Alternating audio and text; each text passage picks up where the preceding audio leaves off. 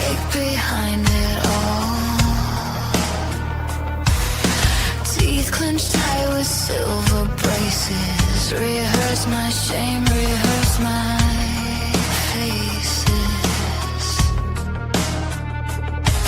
You say I'm fine, I'm not alone. The world outside proves me wrong. No sideways looks my swan song. I talk like I'm above the mess. Sleepwalk through my emptiness. Every promise that I can't feels borrowed, bent and delicate. Mirror, mirror, break your spell. You don't even know me well. Your cruelty is honesty, and I'm addicted to what I see. Mirror, mirror, bleed me clean. Show me what I've never seen. A devil tired of damnation. Angels born with salvation. I wear my sorrow like a joke. Drink it slow so I don't choke. Everybody looks annoyed,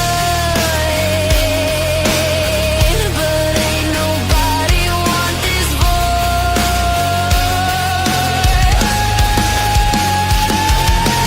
Mirror, mirror, bleed me dry. Mirror, mirror, let me cry. Say I'm wrong, say I'm weak. I pray the Lord my soul will seek. If I should die before tonight,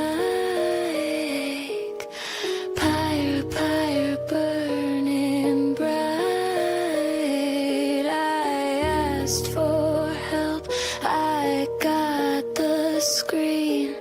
Static feeling so obscene. Mirror, mirror, who's watching who?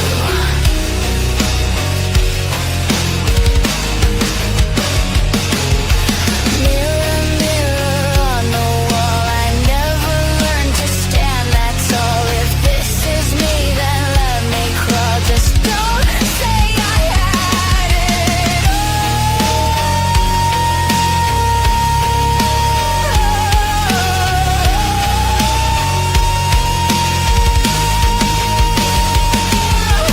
Mirror, mirror, mirror, mirror, mirror on the wall.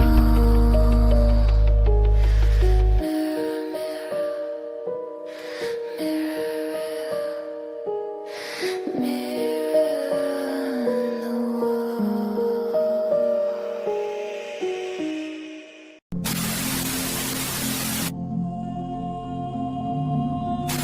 5 members of the prominent Rhineswan family were found dead.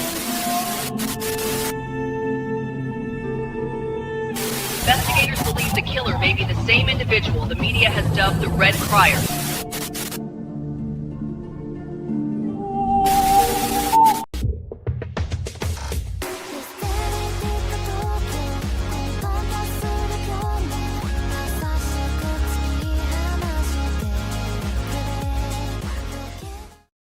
And good morning, best chat. Good morning, good morning, good morning. Hello, hello, hello. Welcome to some delicious, malicious morning nonsense chat. We're back at it again, chat. One more time into the fray. But welcome back, chat. And of course, as I remembered from yesterday, S. Symbiote, the great S. Symbiote, is the producer of today's episode. So let's make it a good one.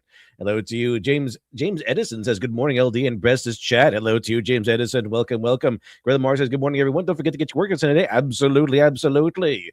Gunblade Knight says, good morning, LD and best chat. Good morning, good morning. Color Batista says, good morning, LD and best chat. Welcome to you, Color Batista. Welcome to Morning Nonsense. Book Column says, good morning, good morning, good morning. Well, good morning indeed. Hudson Bum says, morning, folks. The hack writers of today are a generational run on Ruined Protagonist. In Ruined Protagonist. It'd be funny if it was so. It would be funny if it wasn't so infuriating. Yeah, it's kind of like how it's impossible for them to make a new Avatar show or anything outside the Last Airbender without completely messing it up. This becomes like just immediately just nosediving into absolute cringe, right? Like it's crazy how impossible it would be so easy. All they have to do is make a good story, right? Just look what they did with Avatar: Last Airbender, and boom. That's all they'd have to do. Just stop being woke. Damn it. Stop being woke. It's just holding you back. But no, every single time they're going to make a new comic or anything outside of the Last Airbender, they have to do crap like this, right? For the most of its history, the Fire Nation was tolerant too. But then Fire Lord Sozin took power. He decreed that same-sex relationships are criminal. That guy is the worst. That's what they're concerned with, Chad. This guy committed a genocide and plunged the entire world into 100 years of war. But his outlawing of same-sex relationships, that crossed the line. That was a step too far. That was a step too far, Chad. See, Shadow Electronics says, good morning, all. Tried sending you the video again, LD. It's called Charming by Patty Cake Productions. Well, let's check it out. Let's see if I can find it. And see, Borleton says, good morning, LD. And happy hump day, LD. And Best Chat. Good morning. Hello to you, Bunsters is finally going to cover the prediction books. That silly clown show. You know how little that narrows it down? This is the clown show. There's a lot of clown shows out there. All right, chat. Let's see. Good morning, Hello to you, Sketch. Good morning, LD and Best Chat. The YouTube crusade against the AI slap channels continues. Rest in pieces. Everybody's second channels, though. Yeah, turns out. Carl Token Nerd says, hi there. Mostly on time. Welcome, Carl Token Nerd. Not much writing this morning. I've been working on proofreading work, which is boring, but pays the bills. Yeah, it certainly does. Especially if you're like an editor or something like that. But as they say, writing is rewriting. Writing is indeed rewriting. Dr. Wizard says, I usually find season 1 to be a great hook. Then everything is downhill from there because of political correctness. Yeah, usually it's we call it the bait and switch at this point. It was like, okay, season 1 was okay, and then once everyone's hooked to season 1, here comes the politically correct politics. There comes the wokeness, and suddenly everyone's gay and race swapped, and they complain about capitalism, and like there's a trans person coming out every 5 minutes. There's something like that. Everyone's tired of it. No one wants this anymore. Or I don't think anyone has ever wanted it except for some freak shows on the internet. Phoniness says, good morning, LD and Best Check. Good morning, Phoniness. Welcome. Hello to Electronics. Unfortunately, our channel's getting accused of being AI by Google's AI tracker because they use an animated avatar, the static images, or chosen template. How does that make it AI? How's that make it AI? Doesn't make any sense. Let's see. All right, chat. I guess you have to be on camera or whatever. Anyway, chat, we got a guest in the back room. Let's see who this could possibly be. Don't talk to me. I know you're a pervert under there. Yeah. And welcome, Stu of the Stu Crew. Good morning, everybody. Good morning. Are we winning today? I certainly hope so. But did you know that Sozin outlawed same-sex relationships, Stu? And yeah, I saw that. That's what made him the bad guy. See, we can tolerate genocide and 100 years of war, but outlawing gay relationships, man, that's the worst. That's crossing the line. You can see just like with that kind of shit, like where their priorities lie. They have no like everything is so surface base level, like me mentality that they missed the very obvious like Hitler allegories or whatever, and instead they went to it's like that guy outlawed that guy made theater kids sad, it's like what are you doing? What is the point of this? This is nonsense. Yeah, they should have done that, because today 90% of online artists and theater kids are all gay, so this really got another crawl apparently. I just toss it in there, like that was never part of his character. That was there. He brought up as a question. They just toss it in there to make him more of a bad guy. Yeah, they had to give him more bad guy points, and that's the fastest way that you can code it to these modern audiences, or these well, the modern audiences don't give a shit. They're not fucking stupid, but the modern writers for sure. Yeah. Real quick, I need to my DoorDash got here. I'll be right back. No problem. Megalthon says, "My goodness, I jump in on this. Wow, yeah, exactly. We're starting off early today." Abragioni says, "Good morning, hello to you, Abragioni." Billy Power Max, good morning, good morning, good morning. Let's see here, chat. Let me see here. All right. Let's get down to business and check this out. So here is a video. The book that predicted the destruction of society. We'll see which one it is. Oh, it's Catcher in the Rye. Interesting. Let's see how this goes. Society is artificial, hypocritical, completely saturated with slop, and frankly, miserable. This is a video about the book that saw all of that in 1951. What version of Catcher in the Rye is that? Is it big print? I have my Catcher in the Rye is really small. It's not even close to that size. I guess it's not a hardback though, I guess. Is it Catcher in the Rye and other Salinger tales? Did you ever get fed up? I mean, did you ever get scared that everything was going to go lousy unless you did something? Well, I am that something.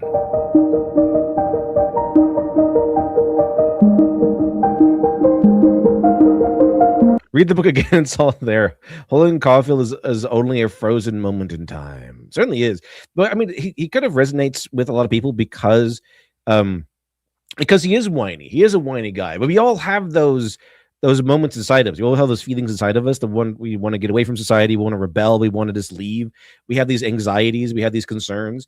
Yeah, he's whiny, but like it's reflective. It's like more of a reflective story as opposed to one where a lot of great things happen or something. It's more of a personal, very internalized journey.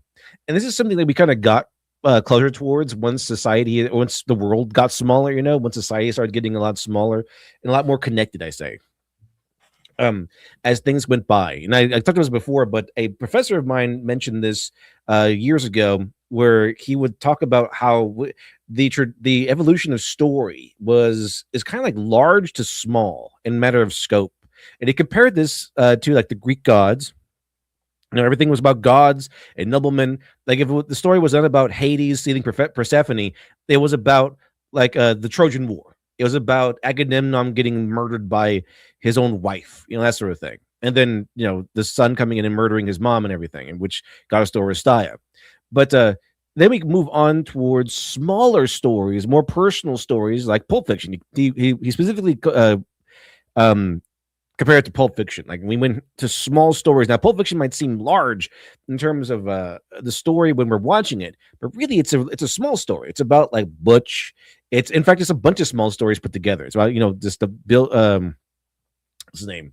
Bruce Willis's character Butch is kind of like he's battling for his watch, that sort of thing. And then Vincent having a good time with Marcellus Wallace's wife, and then she almost dies and everything.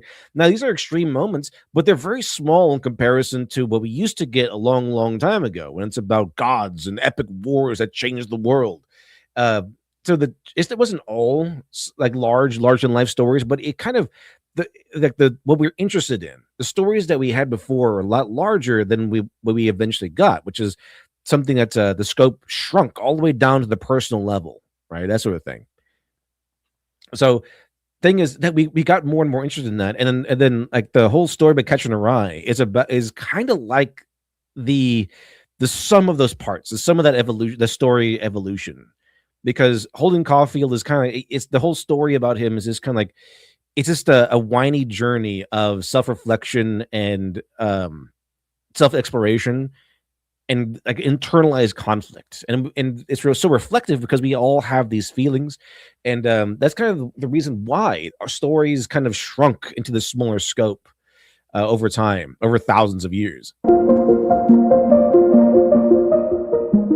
The Catcher in the Rye is a book of the type that I like to call observing books. These are books that were written by keenly observant authors who were witnessing certain ailments begin to take hold of their worlds, whether it was Is Fight Club in that category? Because I feel like it would be, and American Psycho. society at large, or just the part of it with which they were most familiar. I'm These gonna be authors honest. rarely I've actually not read Catcher in the Rye. What is the book about?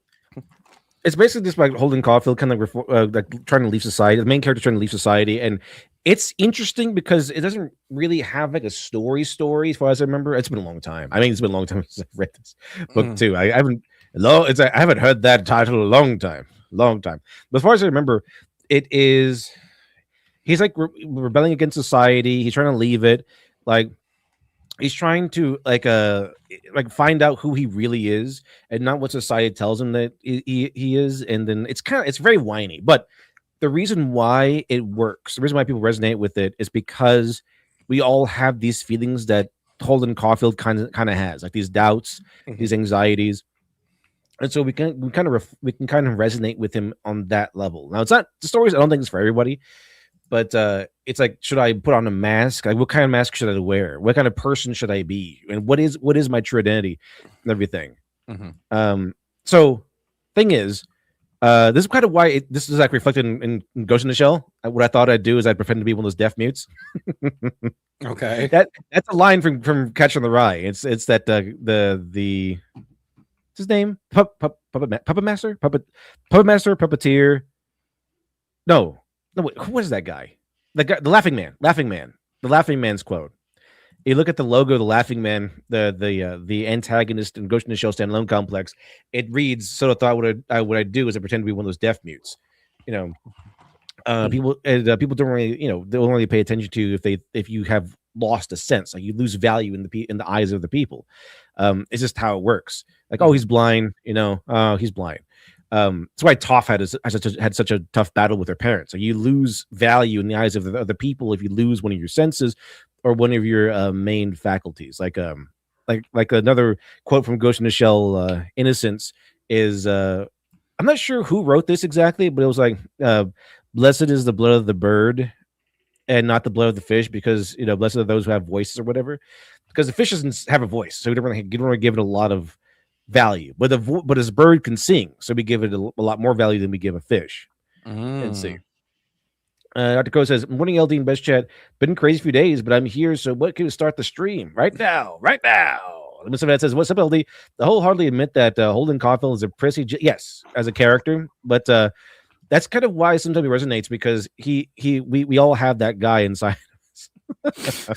We can all be a whiny little bitch sometimes. Salinger left the message when he made Catch on the Rye first person retrospective. I don't know. I'm not sure if that's true, because the first person is like, yeah, you're reading it as if you're him, and you might not really like him or have the same thoughts, but deep down we kind of have some similar feelings at the core of it. But having it be first person, that is an interesting choice. for solutions to the problems that they have noticed. Solutions are not really the business of novelists, not always. And even when novelists offer solutions, it's often so oblique that it can't be explicitly seen, at least not until the exact moment it's needed. Observing books differ from dystopian. Also, Catcher in the Rye came in Family Guy too, because it's when Quagmire had the teardown of Ryan. He's like, "No wonder your favorite character is Holden Caulfield, because you are him." Oh, okay. You are him, Brian, because I hate you. Books like 1984 and Brave New World are okay. 1984 is a good one. Brave New World is interesting. No one talks about Brave New World. We're basically living through it, because if I recall, Brave New World is all about like denying how bad the situation is and people just ignoring the problem, right? And we cover it up with like happy thoughts. It's more like an infantilization. So Brave New World also has something to do with mass production of human beings, because we can manipulate DNA, and so basically it's kind of eugenics focused. Or it's like it's kind of why we have the chime orgy, porgy, Ford, and fun, because it's all about having massive amounts of orgies, and so you produce like the best human beings possible. And if you're on the lower scale, you don't really get to do that. Some of the higher scale people get to do that. the high value men, they get to do that. The high value men, yeah, exactly. Yeah, okay. Orgy, porgy, Ford, and fun. Yeah, that's how it works. Yeah, of course. Let's see. Aluminum Fence says, LD, the little platoon talked a lot about Brave New World, and review of Avatar 2. Yeah, Brave New World's an interesting one. People don't really talk about that one too often, but probably because like it has to do with a lot of things that makes YouTube angry. But yeah, it's interesting because it is about like the mass production of humans. Although this also means this is another one I haven't heard in a long time, but it is pretty interesting. Let's see. And we go. Let's see. Phoniness says, I tend to think we're living in the combination of 1984 and Brave New World, kinda. I think 10 years because the AI, the dawn of AI, kind of a little bit, and how we're getting we're getting closer towards being able to manipulate DNA to get rid of diseases and to optimize certain human traits. Offering warnings about what current society could become if left uncorrected. Come on, give us some more examples. Come on, Fight Club. Come on, Fight Club. Observing books offer no warnings. They are the bare-faced truth about what was happening in their times. And to a like-minded reader, they come across like keenly prescient insights into the specific ills plaguing their times and future times. Like Fight Club was interesting because he Chuck Palahniuk worked. So you ever heard that one? I think I can't remember if we talked about it, but that one moment where there was a car. I think it was like a Ford or something. Mm-hmm. Where if someone rear-ended you hard enough, your car would just explode. Yes. That was that was our conversation. I remember that. Yeah, yes. Chuck Palahniuk worked as one of those like guys that go out and see like should we do recall or not. He worked on that, and that one of those examples of one of those cars exploding is in Fight Club. He goes to go check on this car, and it's like all burnt up, and like the guy's fat melted to the seat, like he's going over all that. That was an example of that. And so he actually wrote Fight Club based on his observations while working as in that job. Like he would write down on a journal like some observations. So all those observations we have in Fight Club and those little quips that the main character spouts out, those were born out of his observation log, which is kind of interesting.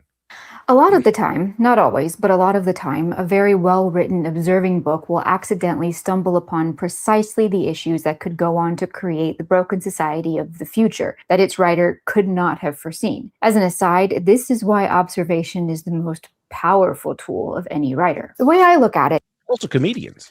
Observing books are kind of the first wave. Society begins to fall ill, and then these sharp-eyed souls, these keenly observant creative types, can't help but write stories. Here it is. I forgot to put out the goal, but yeah, today's goal. We have a pretty good head start. We're $15 ahead of where we might be. In which their characters people are people who are noticing things. Yeah, right? the noticers out there. Okay, I understand what we're talking about right now. Specifically noticing a certain group of things. Got it. Okay. Yeah, this is why when like the communists come in charge or like the fascists take charge, they kill off the artists and everything because they're the noticers, and you can't really have noticers around. Also observing these hairline fractures and the weight-bearing beams of civilization and culture. Later, and sometimes even concurrently, other novelists who have made similar observations, sometimes even bolstered by those of the observing books, will write their dystopian warnings. Of course, there are always the other books. But please tell me why Catcher in the Rye doesn't suck on way. Catcher in the Rye is interesting because it kind of also fits in the same category as I would say like Ulysses, because like Ulysses is kind of like it's one of those early experimental books where it's flow of consciousness. It is like, okay, let me talk about this. Let me talk about how the drains are cleaned or whatever. But it's interesting because of that notion. Now, on its own, it might not be so cool because it's kind of like a stream of consciousness story where this guy just kind of like walks around and stuff. But it's famous because it's interesting to see that. And Catcher in the Rye is kind of similar to that because in and of itself, it's not like a hard-hitting story. Its power comes from the character's commentary and his exploration of himself and of the world around him, and how he connects with it and how he reacts to it and things like that. So it's not some grand adventure, but the power of it comes from all like the internal conflict of his and you hating him or resonating with him or both.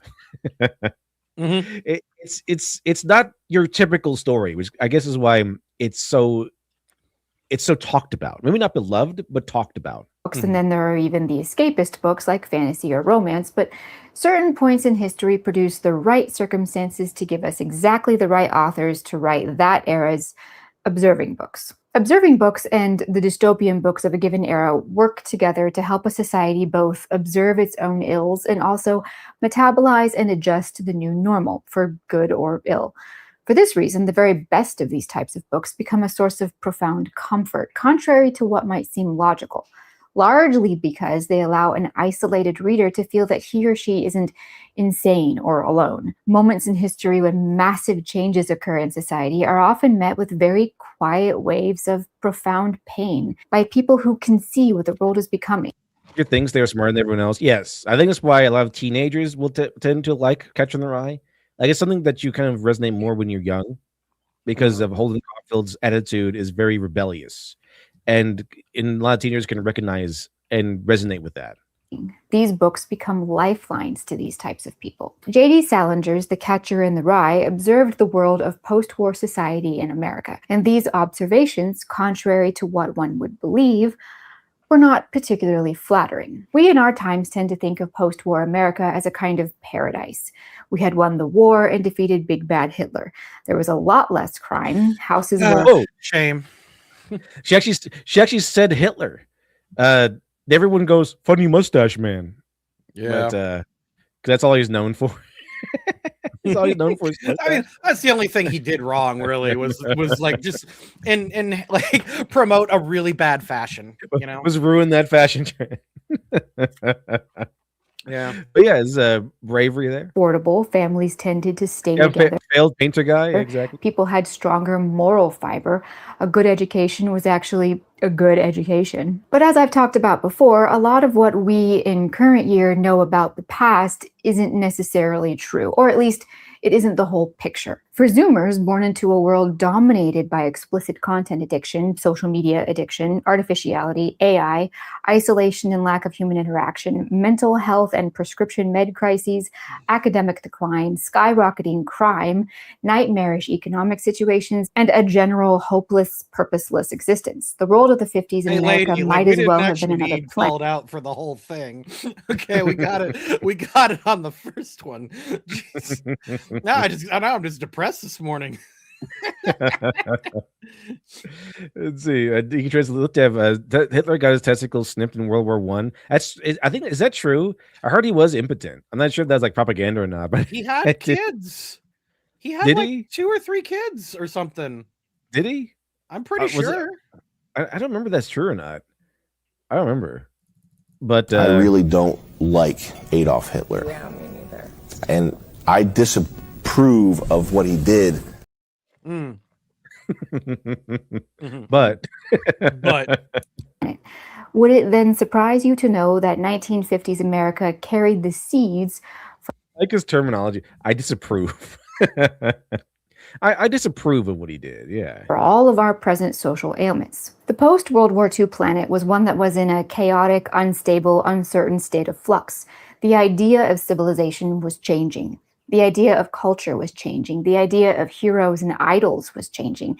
The idea of family and husband and wife and children and school and hard work and religion and even hope were all changing.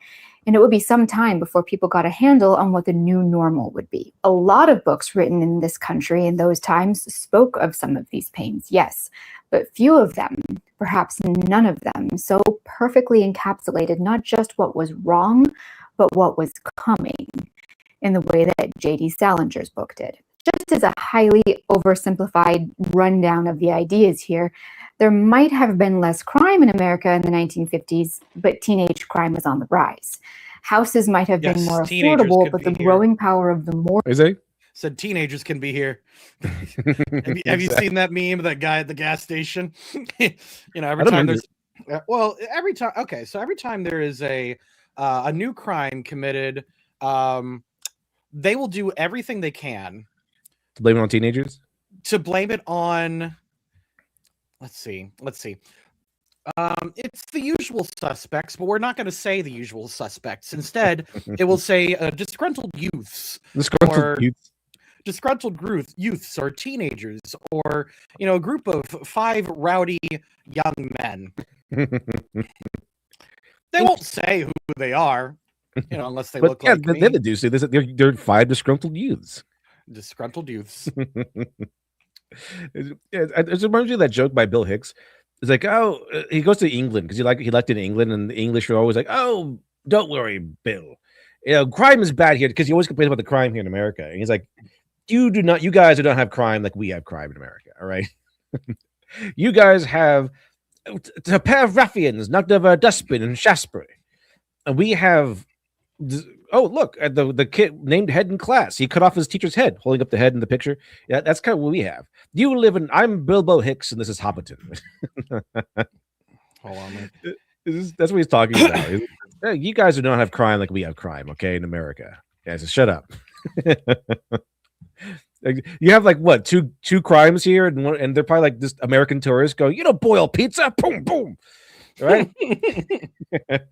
Mortgage was going to set up the system that gave us the crash of 2008, and the next crash that's certainly around the corner. Families tended to stay together, maybe, but divorce was on the rise. And meanwhile, things like swinger parties or key parties were growing in popularity, which is to say, the marriage unit might have stayed together, but the union of husband and wife was at an all-time low. People might have had stronger moral fiber compared to now, but it was declining in those days when postmodernism and moral relativism were becoming increasingly vogue.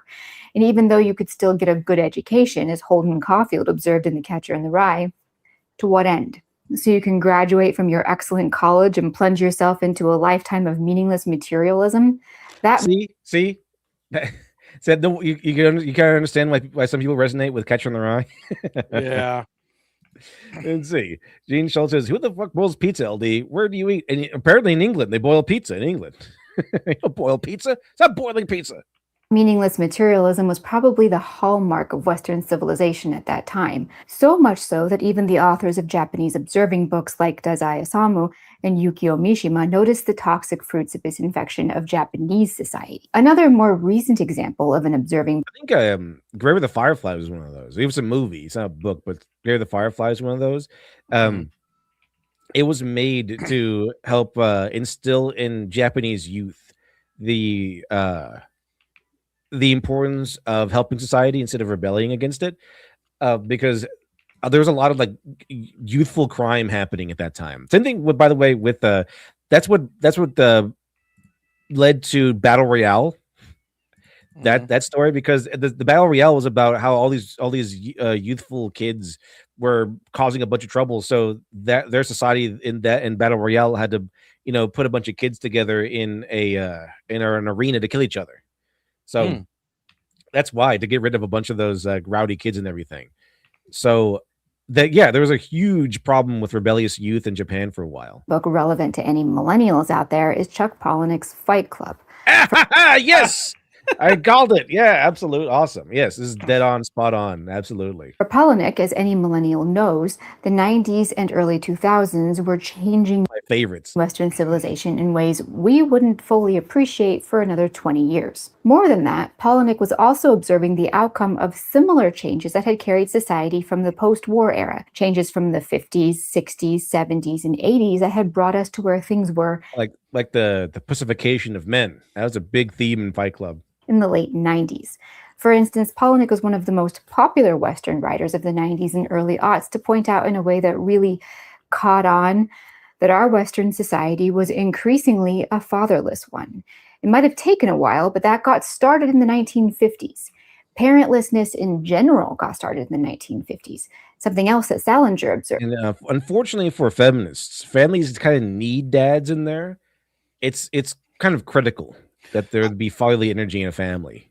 I got so annoyed because I post in my I did a Gohan video a while ago, and I said, hey, actually Gohan's kind of lucky because he has 2 father figures. And I said in the video, the more father figures a boy typically has, the better he turns out. And some uppity male feminist fuck got in my fucking comment. Did you have a dad? No. Yeah, he was like the idea that like father figures are a positive thing is a myth. And his evidence, I turned out okay, as in like he he turned out okay, and I was like, did you okay. turn out okay though? I don't. Your YouTube comment. I don't know how you turned out. Yeah, I just went, no, shut up. I just told him to shut up. It's provably wrong. Like, no, it's popular to say because there's so many single mothers, and like we want to have the whole image of, oh, the superwoman, she can go to work and take care of her children, and it's perfectly fine. She's a superwoman. She can do it all. It's not true. She can't do it all.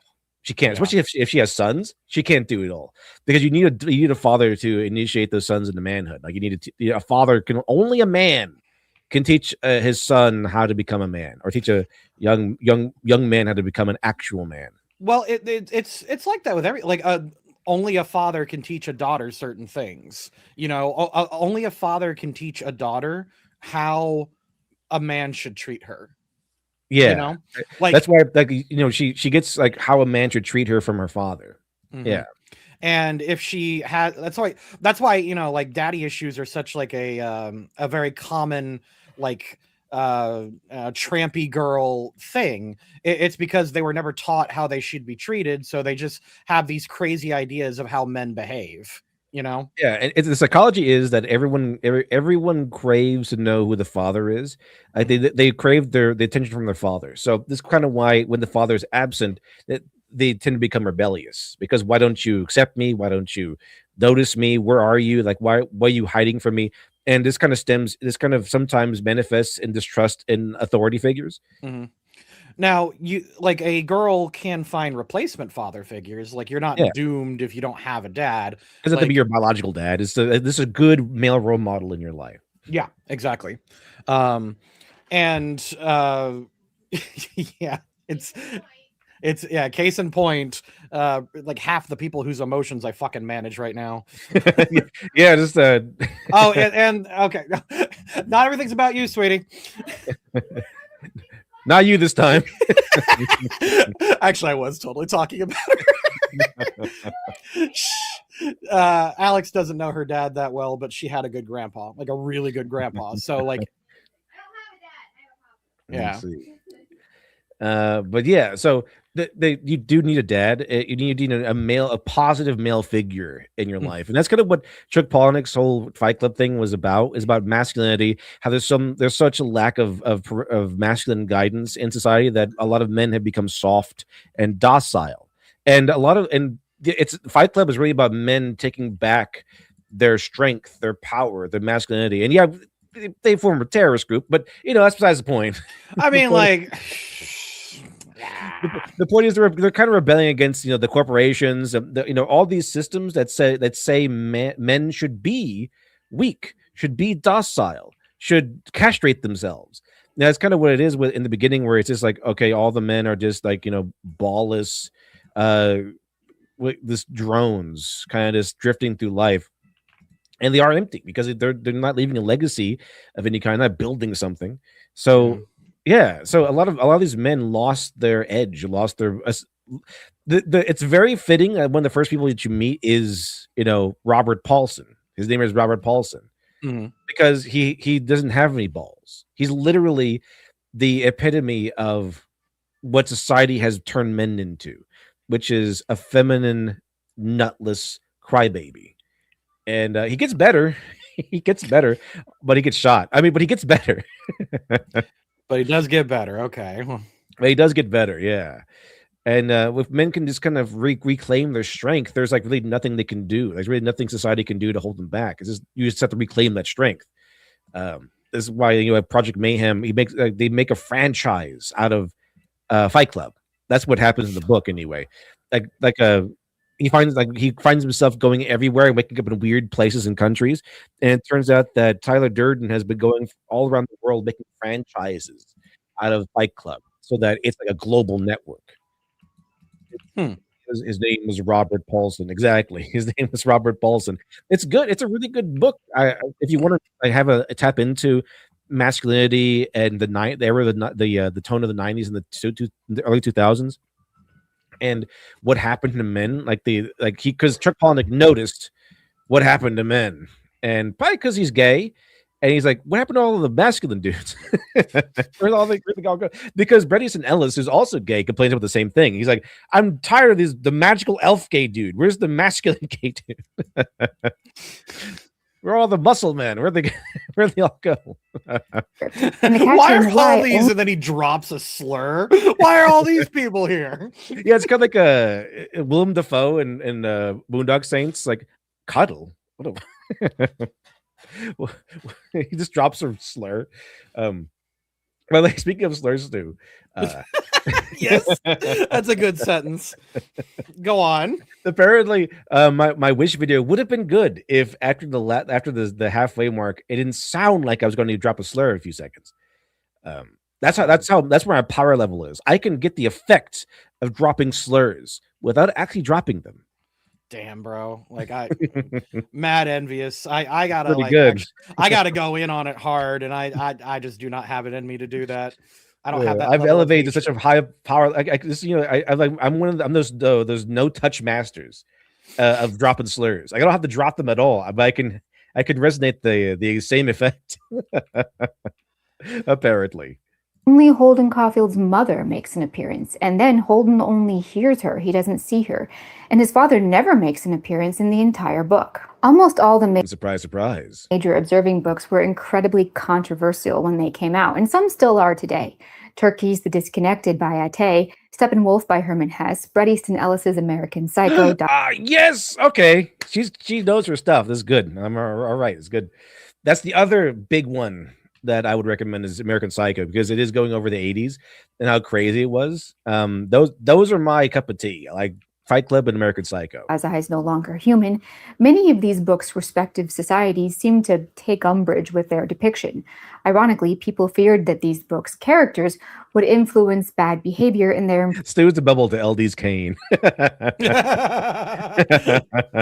Why are you like this? Why are you like this? It's the Illumination Fence says she's too hot to know that's her stuff, LD.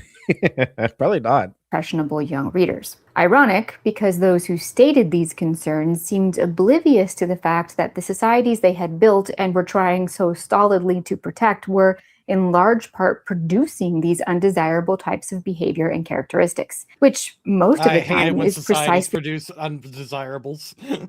That's the worst. Man. Undesirables could be here. what did it say? Yeah, that guy was the worst. Yeah, exactly. Where's this undesirables? See what the authors were trying to convey. But let's return to our topic today, J.D. Salinger's The Catcher in the Rye. This is a book that emerged in America when victory and peacetime and prosperity had allowed society to enter a kind of optimistic contentment that blinded people to the reality of life. Jason Voorhees says, good morning, LD. Well, good morning to Jason Voorhees. How are you and your bearded concubine brother doing today? Doing pretty good. Interesting. I think that was used to describe me. Yeah. Who else? I suppose. I've not heard that one yet. That one's interesting. Yes. It's a new lore dropping every day. Culture had already changed and was changing more and more every year. Some changes were good, some were neutral, and some were poison, threatening civilization. Salinger's aim with the book was not, I don't think, to show this to the world. He merely told a story about society as he saw it. However, his observations were so keen and so surgical that readers felt like he had an almost supernatural capacity to understand the growing alienation young people of the time were feeling within this new society. Remember, post-war America might have been one of patriotism and shared values and all the rest of that on the surface, but it was also a world of increased alcoholism, nervous conditions. Oh yeah, how are Stu's slaves? Okay, I don't have slaves, so for legal reasons, I'm gonna say that. But my home unit is doing well. Things are going well. Like things are tight, but things are going well. You know what I mean? Home unit is doing well. My field unit, not so much. They quit yesterday. Psychoanalysis, casual drug use. Indeed. Sexual promiscuity, pop culture hero worship, complex politics, complex morality, and all the rest of it. This was not a stable or peaceful time. Finoyashi says indentured servants, Stu. Yeah, indentured servants. Culturally speaking. JFK was assassinated. Indentured slaves. Let's see. Only 12 years after this book came out. And then Vietnam, and then Woodstock, and don't forget the Korean War, the Cold War, the draft, and on and on. For those of you who haven't read it, the story follows troubled kid Holden Caulfield, who has just been expelled from Pensy Prep, an exclusive boarding school, because he's flunking 4 of his 5 classes. When I say troubled, I don't mean it how we tend to mean it now. You know, a kid who might end up being the next school shooter. By troubled, I mean that his mind is... He's conflicted. That's kind of, he's like, I'm not sure if like this basically the same thing. That's where the reason why we kind of good parallel Fight Club, because in Fight Club, it is the same thing as Holden Caulfield. There's something similar where it's like, I'm not sure if this trajectory, this plan that society has laid out for me is really the plan that I want to follow. So because the main character is following in the beginning, it's like Holden Caulfield is following in the beginning. Like he's going to prep school and everything. And the main character in Fight Club he has the job that you're supposed to have. Like he has his corporate job that's stable and secure, pays you a good amount of money, but it's empty. Like he's not satisfied by this position. And we get this, and later on in Fight Club, we had that whole conversation where they're like in the bath, or in the bathroom, and he's like, I asked my dad, like, what I should do. He's like, I don't know, go to college. It's like, okay, I did that. What do I do now? I don't know, get a job. All right, now what? I don't know, get married. It's like this it's a standard issue plan the society has for you. And while that does work for a lot of people, the whole mentality of the 90s in general and that era, like the early 2000s as well, is this plan that society has built for everyone really for me exactly? And so you get this with everybody. You get this very powerful message from the 90s, kind of like this with Daria as well. To talk about Daria, she has the same thing. But that's it. Like right now, the trajectory is life sucks. I want to go to an isekai world. Yeah. Or I want to live in a world with superheroes, stuff like that. But back then in the 90s, the tone was, I don't know if this society's plan is good for me. Like, grow up, go to school, high school, college, get a good job. It sounds good, but is it the way I want to go? And all of these pressures and expectations are just kind of hoisted on you, and you're kind of given no actual choice as a person growing up in the 90s. You're not given an actual choice. It's just kind of forced upon you, and you don't get to say. And that's kind of what it was with Fight Club. Like, I don't really want to do this anymore. It feels so much more fulfilling to actually live in squalor and to just kind of like fight guys in the basement, because then you feel something. You actually put yourself to a challenge, as opposed to just sitting in a cubicle all day clicking numbers. Something with Office Space. Office Space is another good one. Mm-hmm. But they all have the same kind of feel to it, same kind of tone. It's like the whole thing is I got expelled out of prep school. Why? Because I'm failing. Why were you failing? You're not working hard enough. I'm just not really connecting with this. I don't feel this. And again, it goes. We can connect this as well. Yu Yu Hakusho, right? With Yusuke, for he too is not, gelling with the school. He's not feeling it, right? Mm-hmm. He doesn't fit in there, but he does. He's not useless.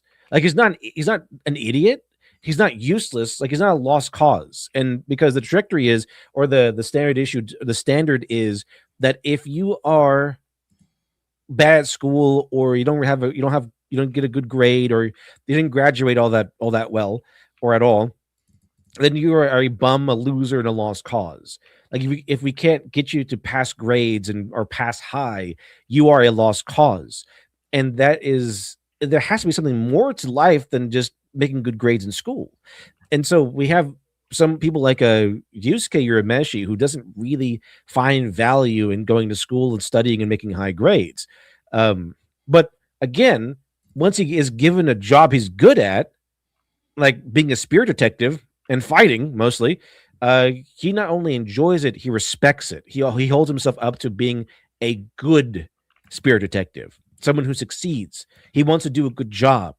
Not only that, he holds value in that job. not only that, he also, you know, once he got good at the job and he started succeeding and becoming like the greatest spirit detective, that's when he was like, all right, cool, I'm ready to marry Keiko, you know? Exactly. And that's kind of, and on the way to that, it's exactly what happened to his personality. Like he became a better person, more responsible. He had a sense of duty inside of his mind now that he never had before, right?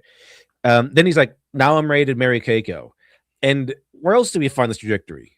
Oh yeah, Rocky. Rocky also has this, right? He's basically Rocky Balboa in the beginning of the first Rocky. He's essentially a bum. Like he's not that great of a fighter. He's okay. He has to make ends meet by being a mafia enforcer. Do you remember that part? I do not remember that. That's crazy. That's part of it. Yeah, he's a mafia enforcer. He breaks people's hands and stuff. But he gets this miracle, right? This thing happens to him where Apollo Creed is like, you know what? I'm going to allow some random Italian bum to fight the America's greatest boxer.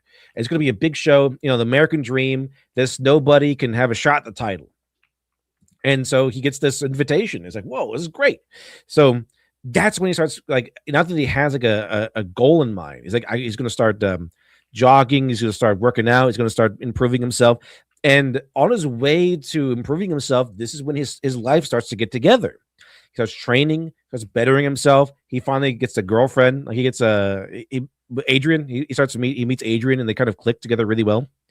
And he starts getting some notoriety. He starts practicing more. He starts taking way more seriously than he had. Basically, he's a guy that starts taking his life seriously once he gets that goal, the end goal motivation. And this brings us right back to Fight Club. Because all of these men who joined Fight Club are these aimless men drifting through life with no set end goal in mind. And while Fight Club doesn't really give them an end goal, it does give them meaning and value. And people were in the movie, they say this, I think in the book too, I say this also, where they're saying that, you know, suddenly Fight Club became the reason to get up in the morning. It became the reason to keep yourself trimmed. It became the reason to groom yourself, because if you had too long of hair, your opponent could grab it and use it against you, right? So they kind of like start taking care of themselves so they can go to Fight Club, so they can have a good fight at Fight Club. And it's like you don't really need necessarily an end goal, like a grand scheme at the end of the line here, but you do need a purpose. Men need a purpose. And it can't just be, I'm going to go to work every day and type in numbers into a keyboard. It has to be something meaning and valuable to them. It like the journey is the destination, you know? Exactly. Very much like that.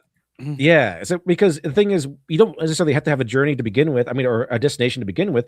But when you find purpose and meaning, you start picking yourself up, like with Rocky and Yusuke, and of course the men in Fight Club.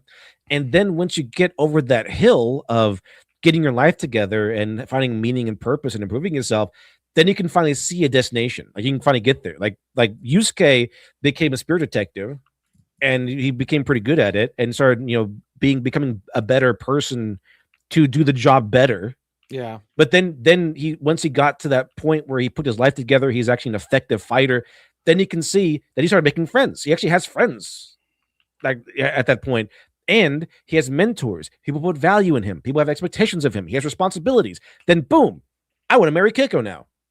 And then same thing happens with Rocky. Like it's once a man finds value in himself, he can see that he is valuable, if that makes sense. Yeah. Let's see. I guess we don't talk about Fight Club. Yeah. So like, oh God, what was shit? I had a point and I lost it for a second. I'm sorry. I think that's why we're seeing such a rise in esports. Is because like, and it's why like all these guys are basically like in the streaming space, they're engaging in very like girly, stupid bullshit behavior, like competing over really like competing over like subscriber numbers, you know, like there's a certain level of acceptable competition right now, and like you're just not allowed to do it physically unless you're a power lifter. They somehow got away with being able to, you know, be guys again. Like somehow. The fact is that like guys have been so shamed and put down that they're trying to find like just purpose in anything. And like at the end of the day, the guys are really just like, listen, I just want to be good enough for just a nice girl, right? Yeah. And like the reason, essentially the reason why people are shifting to the right at an all-time high is because the right is the only political party not going, yeah, you're actually allowed to feel that, and we're going to pretend to care about it, but we don't. Because the thing is, the Democrats have been wondering, why are we losing the young men? How is this possible? And they can't figure it out, because figuring it out would mean that you have to let men be men and be okay with that. And that's not even a thing that comes to their mind at all. Because they spent decades just belittling men, castrating men, demonizing every natural impulse and instinct that a man has. Mm-hmm. And so there's no that the whole idea of letting men be men and not treating men like animals or automatons or mindless beasts is just not something that's in their repertoire at the moment. But the Republicans they allow that to be the case, because it's because the upper echelons of Republicans is in their best interest to embrace what the Democrats have demonized in terms of good quality people. Yeah. It's not just that too. So a country, this also comes to politics and incentives too, because a country whose resources comes exclusively out of the ground, those are the worst countries to live in. It is in the best interest of the United States for as many people to be as smart and as capable as possible. And Republicans, for a long time, stressed like we reward the excellent, we reward winners. We don't let fucking low voltage losers like get all the rewards of living in the United States. That's why there was always tax cut for farmers, tax cuts for businesses, people who provide value. And there is a case of getting lost in the sauce, but right now the Democrats are just exclusively anti-American and anti-men, and that's why they're going to lose. The only problem is that we who are not Democrats can't get our shit together enough to do what needs to be done. So yeah, that's how bad the Democrats' position are right now. The Republicans have a long history of being able to masterfully snatch defeat from the jaws of victory. Yeah, and still they're losing to these guys, these bumbling idiots that we had for so long. Republicans were bumbling idiots for so long until Trump came along and kind of just forced them to be competent somehow. Because they were not even then. It's just like they're following his lead, I think. Republican were, after we find out about the Epstein files and all that shit, Republicans were just controlled opposition.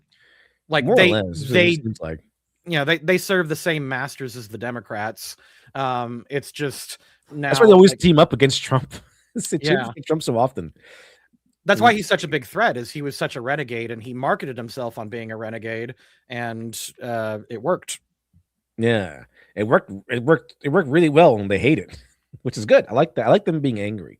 Mr. Vat says, Lecture 5 says, physical strength is not enough, LD. A man needs mental, emotional, and spiritual strength to be a true man. Seek strength, and the rest will follow. That's kind of why I used to have my theory of women like social conflict and men like physical conflict, but I extended it to women like social and emotional, and men like physical and spiritual.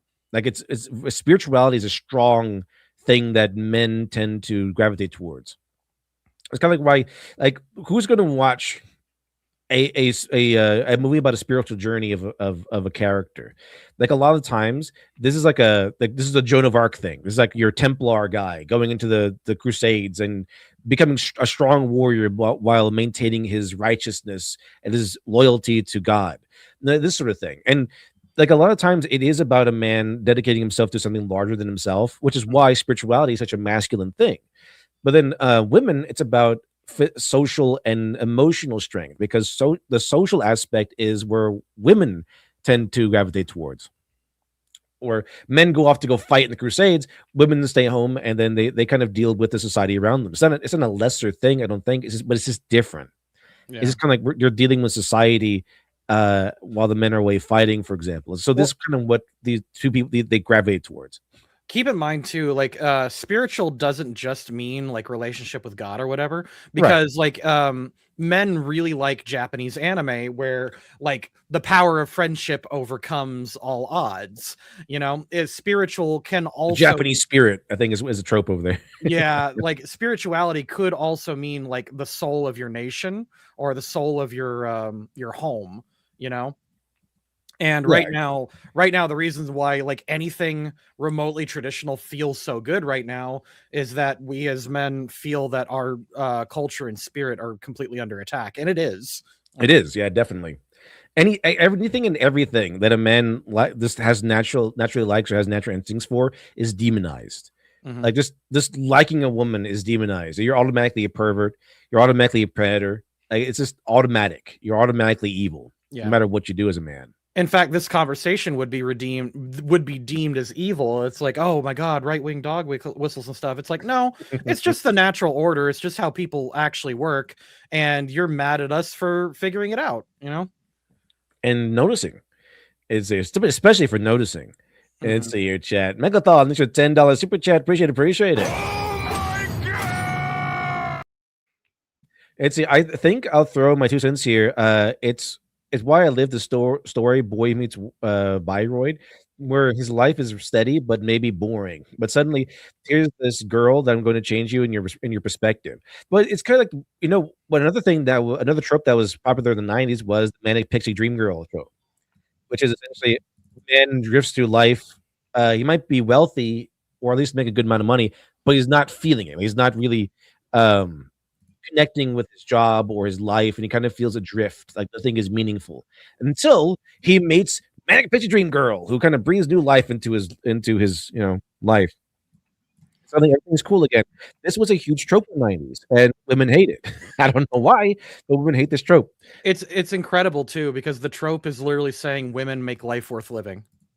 Yeah, but I guess it's the wrong woman, or is this? I guess I'm guessing it's because it's about, you know, this woman being his tool and his way, or what. Basically, she belongs to him, and I'm betting it's something like that, some garbage like that. Yeah, And probably also because it's the whole story about the Man Picture Dream Girl is about a man going from sad to happy, which is a big no in their minds. oh yeah, that too. Thank you much, Megathon. Appreciate it. But yeah, there we go. Thank you very much, everyone. But yeah, so the 90s, it was especially about men being adrift and men being like disconnected and feeling kind of like they're left out of society, kind of kicked out. Let's see.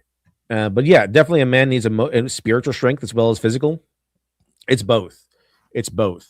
And spiritual strength can also mean like I'm confident. I think it can also mean that I'm, you know, remember when Piccolo was like, I felt good, I felt great. Yeah. I'm pretty sure that's also spiritual. Like that's why, you know, all these kung fu movies have them practice spar and then also meditate and try to gain enlightenment. One of my favorite movies is, I want to say, Jet Li's Unstoppable. It's kind of where he's young Yoon-jia, and he makes like the martial arts league, and that's what it's about. Like he's like one of the best martial arts guys in the world, I think, in that movie. But he's so arrogant because he thinks it's about, you know, being the best, and then, you know, one thing happens after another. He loses, like, you know, he murders this well-respected guy in a fight because he thinks that this guy insulted one of the students or something like that. Yeah. And so they had this awesome epic fight, and he ends up killing the guy. And he finds out that the student had lied to him, that the master never did anything, and that Jet Li's character, Jean Yoon-jia, had killed him for no reason. And so he just walks off in the wilderness and goes off to die. But he finds a village. He learns how, you know, how to take his time, how to appreciate things around him. And he goes from I want to do things fast and everything to doing things right. And essentially there's a big part of that movie where, yes, he's strong, but the part where he spends in the village is him centering himself spiritually. And when he comes back, he is a much better man. He gives up drinking. He gives up frivolous fights. He gets his life back in order. He starts the martial arts league, which united the world under one flag, you know, where everyone around the world can compete in various martial arts.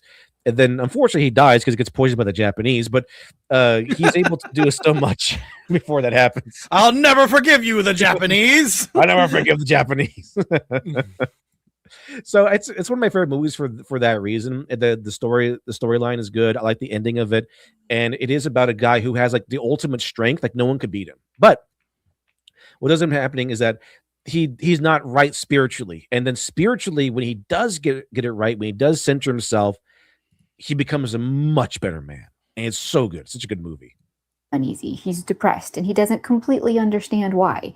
He's unsettled, hopeless, aimless, and purposeless. So instead of waiting for Christmas break to leave school, he decides to leave quietly and return home to New York 3 days early so he can spend those days alone before facing his parents' wrath. However, along the way, he experiences a prolonged, quiet... Oh, yeah, teenagers would love...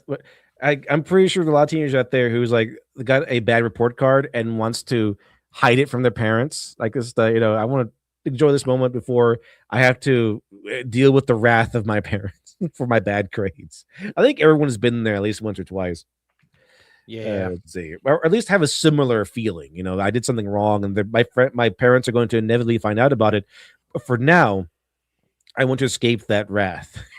For now, crisis that is impossible to resolve. Salinger probably wasn't trying to say... he does. I think, though, it's with the prostitute. I think it's a prostitute. Any particular thing with this novel, but he was observing the reality of society, the reality that most people really, really didn't like to be shown. And as the years marched on and the book only grew in popularity, people of that generation, people who were determined to cling to the idea that everything was fine and society was all normal, sound familiar? Were eager to condemn, if not the book itself, at least the way in which it was interpreted. While Holden experiences It Smells Like Teen Spirit, or the music video. The music video of Smells Like Teen Spirit is it has a very strong contrast. It is the 90s nihilism that we spoke of and been speaking about this entire stream, essentially, combined with the standard everything is smiles, everything is bright insistence that the corporate America, that standard America is pushing on you, that they're insisting everything's fine, everything's great. And it's everything. Everyone comes in with painted smiles and false bravado, when really there's some really horrible things happening underneath the surface. And this again, showing Nirvana's "It Smells Like Teen Spirit," the music video, Fight Club, all that stuff. Extremely lonely, difficult days in New York, he shares with the reader his observations about the world, about himself, about what he wants for his future, about his friends and the people he dislikes, and about his family. As plots go, not much happens. But it is with these observations that Salinger tells the reader the story he wants to tell, which is a kid losing hope in society and being unable to determine if the fault is with society or himself. In a desperate attempt at survival near the climax of the novel, Holden decided to abandon everything and run away to the West to become a ranch hand in Colorado so he could earn enough money to build himself a nice cabin in the woods somewhere. Once that was done, he would find himself a nice, like-minded wife, and So, that feeling of I want to go away from society, start a farm somewhere is very basic minds of men. Been around for a long time. Very standard issue in the minds of men, yeah. They would have kids, and they would keep their kids hidden away from the toxicity of modern society. Interesting. Funny you might say that. We already know from the opening chapter that he doesn't succeed. The book is written from inside a sanitarium, a mental institution where Holden is being treated while he awaits release back into the real world, which is perhaps the cruelest lesson Salinger has to teach us, but we'll get to that in a minute. It would take several videos to detail all the things Holden noticed, but let's highlight some standouts. Noticer, Stu. What? The same 5 families own all the news networks? What do you mean? It's a book about noticing. That's interesting. Few things irritate. There's a whole chapter about something about 13% of the population or something. Holden Caulfield more than what he calls If you being remove phony. 5 U.S. states, our crime rate drops down to Japan levels. That's interesting. Practically zero, or what? Oh my goodness. The phoniness he describes as examples throughout the book are similar to the two-faced dishonesty that so deeply troubled Yozo, the narrator of Dazai Osamu's No Longer Human. Both he and Caulfield possessed the germs of... I don't remember. Hold on. What was it called? No Longer Human? I vaguely remember this story. I think I've heard of it. I haven't read it, but I think I've heard of it. It sounds pretty awesome. He and Caulfield possessed the germs of basic honesty and even integrity, and yet were subjected to a ceaseless torrent of meaningless phoniness from childhood. Both marked this feature of society as the most incomprehensible. Holden even observed that he found it terribly depressing. Dazai's narrator grudgingly embraced this social custom, pretending every day to be something he wasn't, in order to hide the truth he saw every single day. And he regarded this as among his greatest shames. Even Holden was paranoid about slipping into this himself. Some reviewers observed this in his repeated insistence to the reader that he really meant whatever it was he was saying.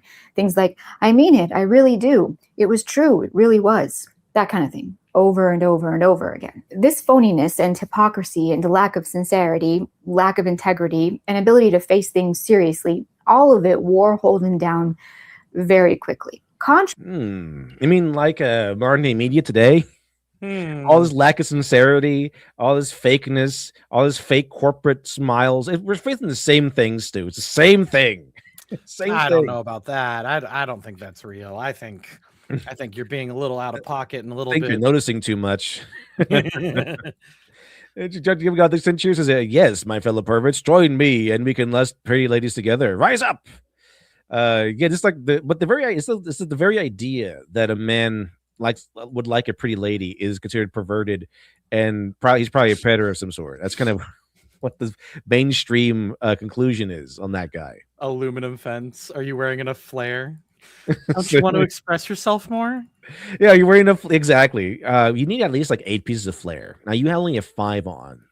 So if you could put on at least 3 more pieces of flair, that would be great. No, what's even the worst part was she was wearing the bare minimum. The bare minimum. Oh, right, that's right. Yeah, she was wearing the bare minimum. She was following the rules, but that wasn't good enough. Yeah.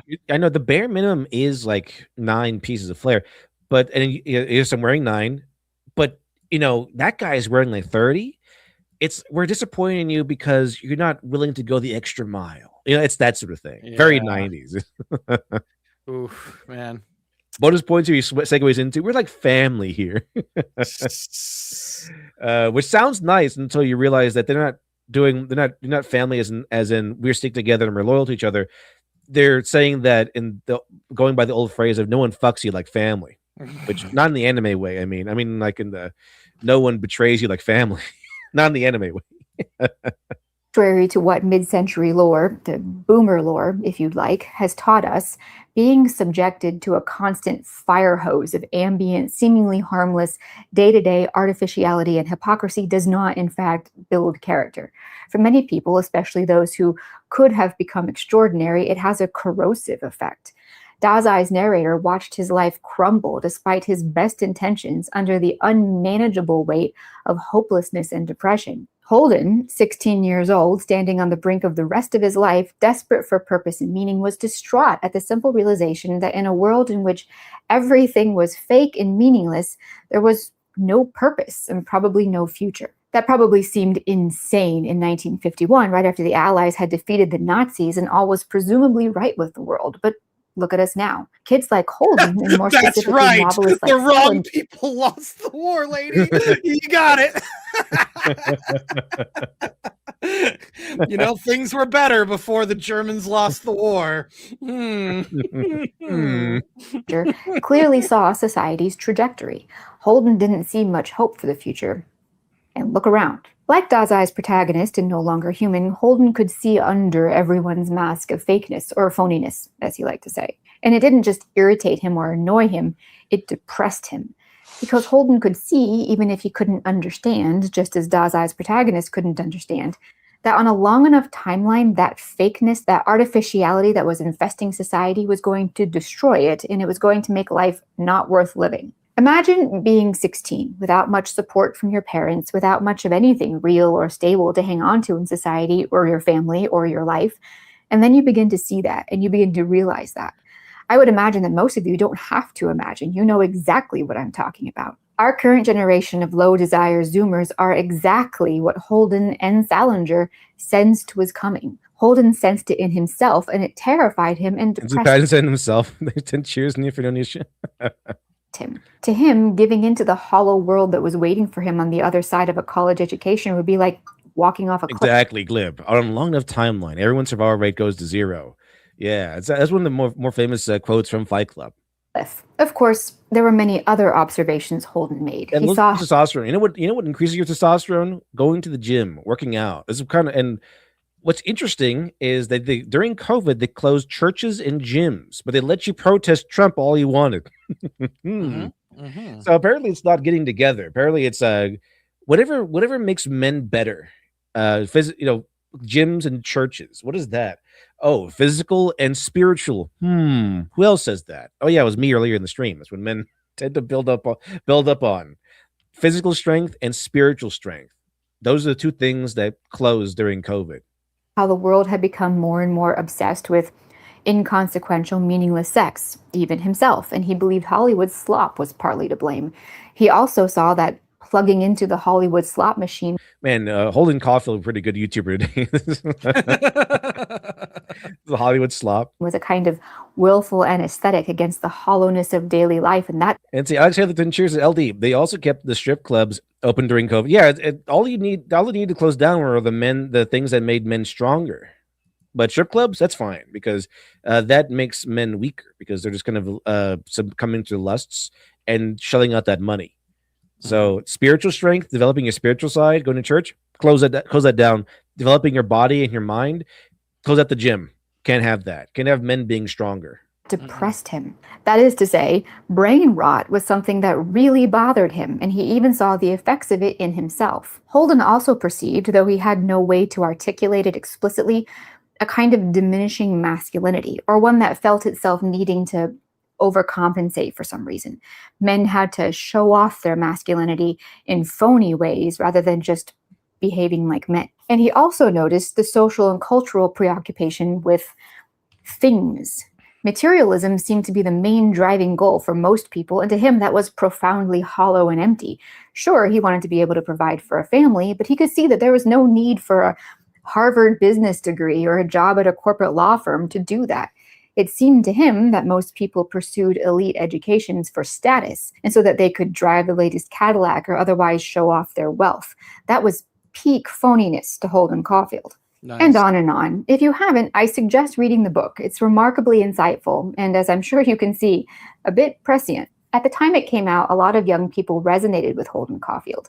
Teenagers at that time could sense the rot in the glittering society of the 1950s and 60s, and like Holden, they felt the hopelessness, the despair, the desire to leave it behind. This naturally still feel that actually bothered people. Peter J. I think it got worse. Got worse since the 90s. Saying alarmed because we got so much more fake. Like remember in the 90s also, everyone kind of drifted more to the internet because the internet was kind of like a wild west. Like you can have a raw and unfiltered expression of artistic vision, and you can display. It could spew out your emotions and your feelings all over the place without really all that much regulation. And now it's everything is regulated. Everything you can't say the word rape. You gotta say the word grape. You can't say suicide. You gotta say unalive. You gotta talk like kids. Everyone has to talk like children, or as if you are around children at all times. That's kind of how adults have to talk about how to talk on the internet. It's kind of the same thing, the same attitude we have with school now. Like this school in the U.S. now is not about rewarding the good kids and the ones that work hard. It's about making sure the ones that don't are not left behind. It's about, so basically everyone has to be taught on the level of the dumbest kid in class.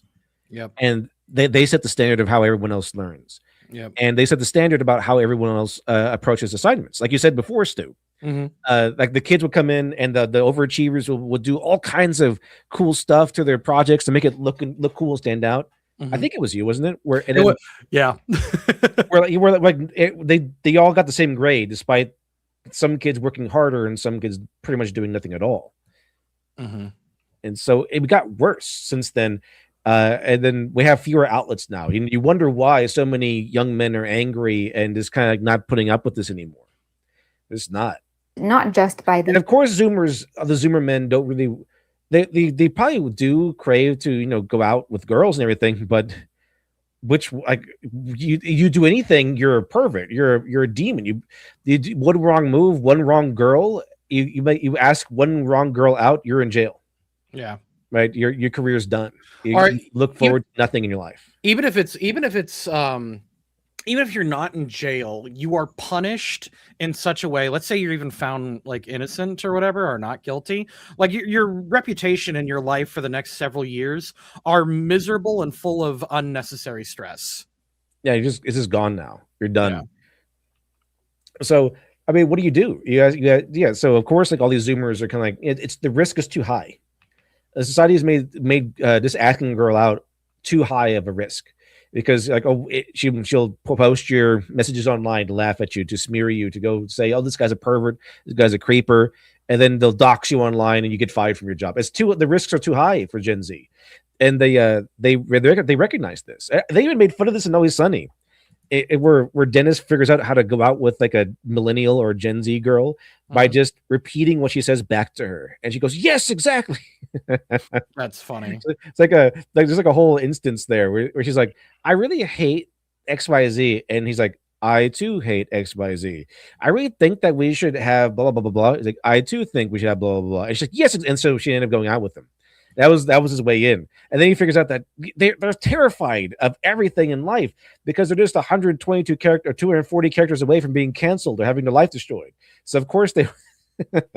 It's on Always Sunny, so Always Sunny is noticing things too. At least they did. The insane, widespread mega popularity of the book that had persisted then for a full decade, but also by the way it was being read, set out in an essay in the December 1961 edition of College English to correct what he deemed to be widespread misinterpretation. To him, he found it not just false, but also dangerous that people were seeing in Holden someone whose observations might have some merit. Saying, I found it. Hold on. It's not even a minute long. Let's see here. Move over here. Let's see. All right, chat. Let's get down to business here. Here it is. So, millennials aren't more ethical. They just want to be perceived as such. But my rational thinking and my desire for an open dialogue were a dead giveaway. It was all starting to see. It's like my rational thinking, my willingness for an open dialogue were like just detriments. They don't want that. They don't want critical thought. They want people to disagree with them, and so they don't get destroyed. Makes sense. See, this generation doesn't even understand half the shit that they're saying.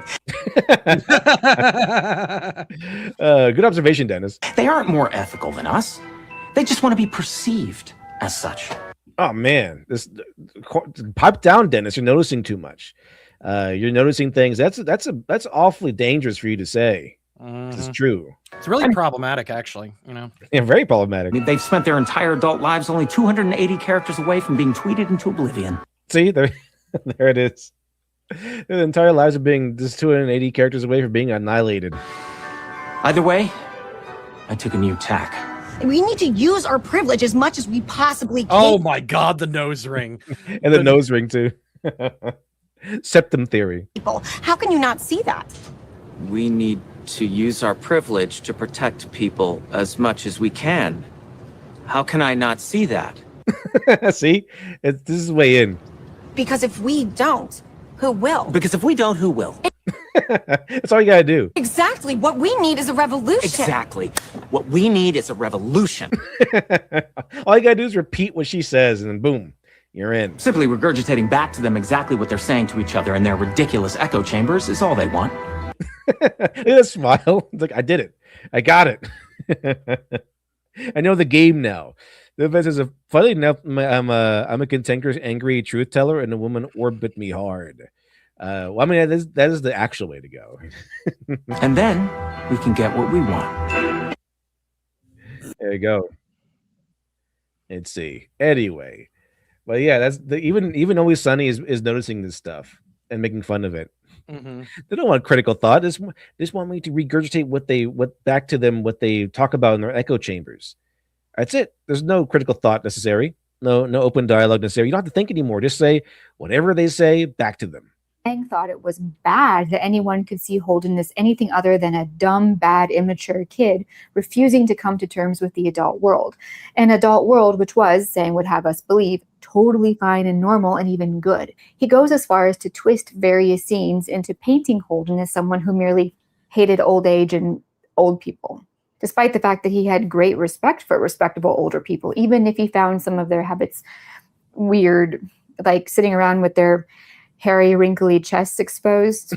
I don't know, maybe Sang was mad because he liked sitting around with his hairy, wrinkly chest exposed. Sang claimed that Holden didn't see his own faults. Meanwhile, on every other page, he's describing yet another shortcoming or flaw of his that he acknowledges and tries to combat. The fact that he's a coward, the fact that he's aimless and purposeless, the fact that he's a spendthrift, the fact that he gets too wrapped up in his emotions, the fact that he's oversexed. If anything, an honest reading of the text would reveal that Holden is too hard on himself and too willing to overlook the flaws of others. Sang's insane analysis goes on to paint Holden as someone entirely different from how he was clearly and explicitly written. Here's an example. Early in the book, Holden learns that his sexually aggressive roommate is going on a date with Jane, a girl Holden knew from childhood, and this causes him tremendous anxiety. Sang accuses Holden of being upset merely because, Sang claimed, Holden believed Jane was his own property, whereas in the text it was plain as day that Holden was worried for Jane because his roommate had a tendency to violate boundaries and get aggressive with dates, and he feared for that with Jane, who was a sensitive girl, which was actually a pattern with Holden. He hated it when people had their innocence manipulated and their vulnerability violated. But Sang's analysis isn't a surprise. After all, like so many characters in We got another guest in the back room. Let's see who this could possibly be. Let me see. There we go.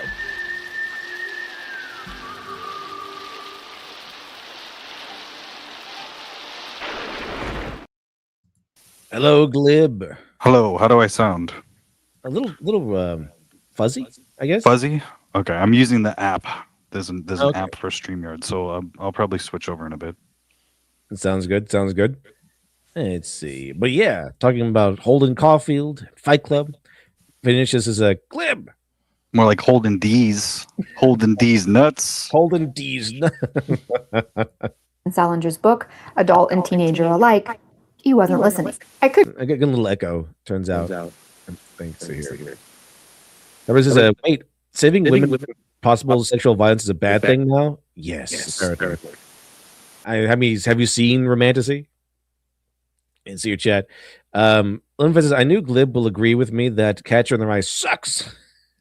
I mean, I think I'm biased in that sense where it's like any of the... I don't think I've ever read a book from school that I loved that was like in high school. You need to read this. That wasn't a classic from like Greco-Roman literature. Right. If that makes sense. I didn't really buy the hype of any of those. I didn't really like understand. I mean, like The Adventures of Huckleberry Finn was interesting. I thought that was interesting, but I wasn't like astounded by anything that was assigned reading in high school. That's true. I mean, especially not when you actually do end up reading it in high school. But I do remember some of it anyway. See, I said the 10 Cheers is it's voiced in the Glib. It's me, Jace. Jace. The most badass spice sauce Australian you've ever seen. Go on and on, listing all of the willful, deliberate misreadings Sang made of the text in order to make it fit his narrative, misreadings which were common then and still are today. But I think it's most important to understand what that narrative was. Sang believed, falsely, obviously, that Holden hated adults, full stop, and that Holden hated the perfectly fine and normal adult world because it was made up of adults, whom he hated. For no more... How dare you? I see, Alex at the 10 Cheers. A woman successfully sue a man for catching her when... Yeah, I think I saw that, but I think it was fake. I think, but it's so wackadoo today that it could have been real, where he caught her when she fell downstairs, and because he touched her or whatever, she sued him. That was the story. I think it might have been false though. A reason than that they were adults.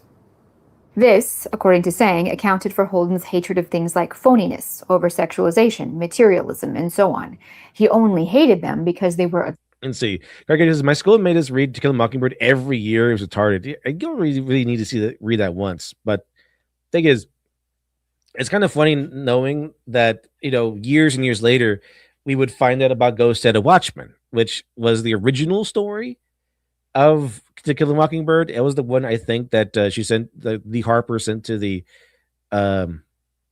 editor or the publisher, and it was about the main character who used to be called Scout, coming home to find like her dad that she worshipped as a kid, to find out that he's actually a part of the Ku Klux Klan. And yeah, her father is still Atticus Finch. It turns out, but the whole thing with the To Kill a Mockingbird was the To Kill a Mockingbird story were flashbacks in that story, like in that novelization. So she would like remember her dad being awesome, this cool lawyer, Atticus Finch, and then be this guy who upheld truth and justice without the burden of prejudice. And that's kind of what we learned about him too, if we just read To Kill a Mockingbird. But Ghost of the Watchmen is a little bit different, because that's the conflict. The conflict is that she remembers Atticus Finch, her dad, to be this morally righteous man, where it turns out that he was really incredibly racist. And so like, he's part of like the Ku Klux Klan and everything, I think. And like she's like, okay, well then if you're racist, why did you defend this guy? And I think the answer was that he didn't want the ACLU getting involved or something like that. It was something like that. And so he went ahead and took the case so that the higher powers didn't, or something like that. I forgot exactly what the reason was, but that was supposed to be the original story set in Ghost of Watchmen. Obviously the editor was like, how about we get rid of this stuff and we just go with the flashback story. We just go with then that became To Kill a Mockingbird. Adult things, and Holden hated adults like some kind of a weirdo. Look at this freak, he just hates adults. Adults are perfect, what's his problem? Does any of this sound familiar to anyone? Sang also said that this explained Holden's fixation on the goodness of children. When any fool with hooked on phonics can read the same book Sang read and see that Holden's admiration for children was in their innocence and their lack of artificiality or pretense. He admired this wherever he saw it, whether in children or adults, and he did encounter a few adults who were like this. Although Sang refers to these adults as children surrogates, because to Peter Sang, and one assumes many, many others, being genuine and making an effort to be free of pretense or phoniness was the mark of a child. Was it that Sang didn't read the same book I did, or was something else going on there? Sang's anxious reframing of the novel reveals two things about his generation. First, they didn't understand the book or its protagonist because, like many characters that Holden interacted with, none of them listened to him. They merely interpreted his words to fit the narrative that pleased them. Second, Sang and his generation were eager to quash any rising dissatisfaction with the status quo. To the boomer generation, life literally Here we go. The boomer generation could not have been better than it was in the years when Salinger's book was experiencing its first surge of culture-defining popularity. Sang and his generation would be the ones to mortgage because they were the ones in charge. It was pretty nice for the people in charge. the nation into shocking amounts of debt while they were the Lumbergs, basking in so-called prosperity that would leave their children and their children's children with a husk of a future. The boomer generation didn't understand why their kids didn't think that their wildly materialistic, increasingly debauched post-war America wasn't the Garden of Eden that they thought it was. I don't know about that one. I just like what that's kind of explored there, where it becomes in Fight Club, where it does become materialistic. It does become this plan the boomers kind of had when they were kids, like just go to school, get married, and but get married. Yeah, get married, get a job. I don't know. I'm a 30-year-old boy. Yeah, get married. I'm a 30-year-old boy. But that was Gen X complaining, and now it's like the same thing is happening again, and it takes me back to like what Cicero said. Everybody wants to be an influencer in ancient Rome. How is that different from now? Really though, there's every generation has some sort of like weird hormonal messiah complex, where their youth is like, we're the future of this great nation. Did you see SLC Punk? Have you seen that movie? I don't think so. That whole movie is about Gen X being a bunch of punks, kind of like how their parents were hippies or whatever. And it's the kid has got like blue spiked hair, and he's trying to rebel against society in every single way. And his father is Shooter McGavin, and he's like son, I didn't sell out, I bought in. One day you'll understand that. And then at the end of the movie, he basically does understand that, because he realizes that it's like, yeah, you can rebel against society, but society doesn't care, because it's just going to shift. It's just going to change the goalposts on you. There's no, what Terrence McKenna said about society and culture was that culture is not your friend. You don't have a relationship with this umbrella of existence and civilization. It just is an imposing mental construct that we all share in some kind of weird way. So every time I hear about the intergenerational conflict, I just reflect on how, like, yeah, we're going to be treated that way by Gen Beta or whatever the next generation is. They're going to be asking us why we didn't do anything. It's like, well, the same structures that made it impossible for anybody to do anything, or that overrode the revolution that always exists with the young people, it always repeats itself. So that kind of like down and out perspective, I don't really buy into. I think every generation makes the same mistakes. I mean, that's the thing that turned me onto the doctrine of, I used to, as a kid, I was like, original sin is a ridiculous concept. Why would anybody be sinful inherently? Why don't they just make the right choices? And then you realize that there are all sorts of reasons why people make the wrong choices. And that's the thing about like being a kid. Like, you can tell when a kid starts to grow up. Like, for example, a young girl that's not hit her hormonal phase in her life is like, she doesn't care about makeup. She doesn't care about necessarily what she wears, in that sense. And then, a guy doesn't necessarily, start wanting to, he doesn't notice women. He's with his boys. They're doing their group, learning how to be a tribe thing, and who's in the hierarchy, and who's in and who's out. And all of that is automatic. But we have this thing where we are trying to rationalize on an even keeled, flat earth playing field instead of this rotating planet. Like, this is how it all works, and I'm going to fix it. And then you have to realize that, oh, wait, I'm in a defensive posture against time itself. Like, I'm going to follow the same path that's inevitable as everybody else, and I have to protect myself. And so that's why in SLC Punk, he basically sells out at the end of the movie, because he realizes that he can't sustain it. His best friend dies of a heroin overdose. What are you going to do? Like, he doesn't have his community anymore, because the thing that was going off in the revolutionary direction is seeking stability. And you see that in the exact same phases of what the boomers were going through when they were psyoped into thinking that communism was going to destroy everything, or psyoped into the love revolution, that we'll just have love forever and the Beatles will be the biggest band forever. That was commented on by Hunter S. Thompson in Fear and Loathing in Las Vegas. It's like, even though he was part of the drug culture, he's just talking about how there were negative effects of it. This wannabe philosophers and wise men just kind of lost in the haze of the repercussions of their heavily drug use. Yeah.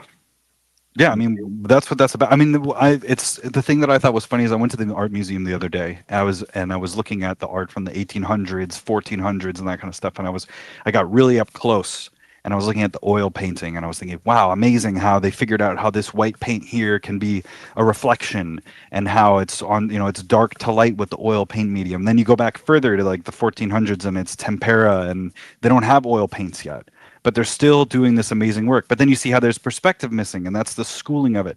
And then immediately after the 1800s, somewhere in like 1850, it becomes more interpretive. You get Van Gogh, you get this sort of more, it becomes more abstract. And by the time that the 1900s kicks in, it's really abstract. And everybody's like, wow, look at Picasso, look at the way. And then you get to the sort of like 1930s, 40s, mid-century stuff, and people are just painting colors on canvas. They're not even painting objects. Like, what does this statue of nothing make you feel like? What does this tall, skinny person make you feel like? What does this weird non-perspective thing make you feel like? What is this flat panel with pencils on it? And you realize that it's the technological revolution that did that. Once people could take photographs and portraits of people, why do you need a painting of somebody? So why do you need to go to Italy to train? So why do you need to do this?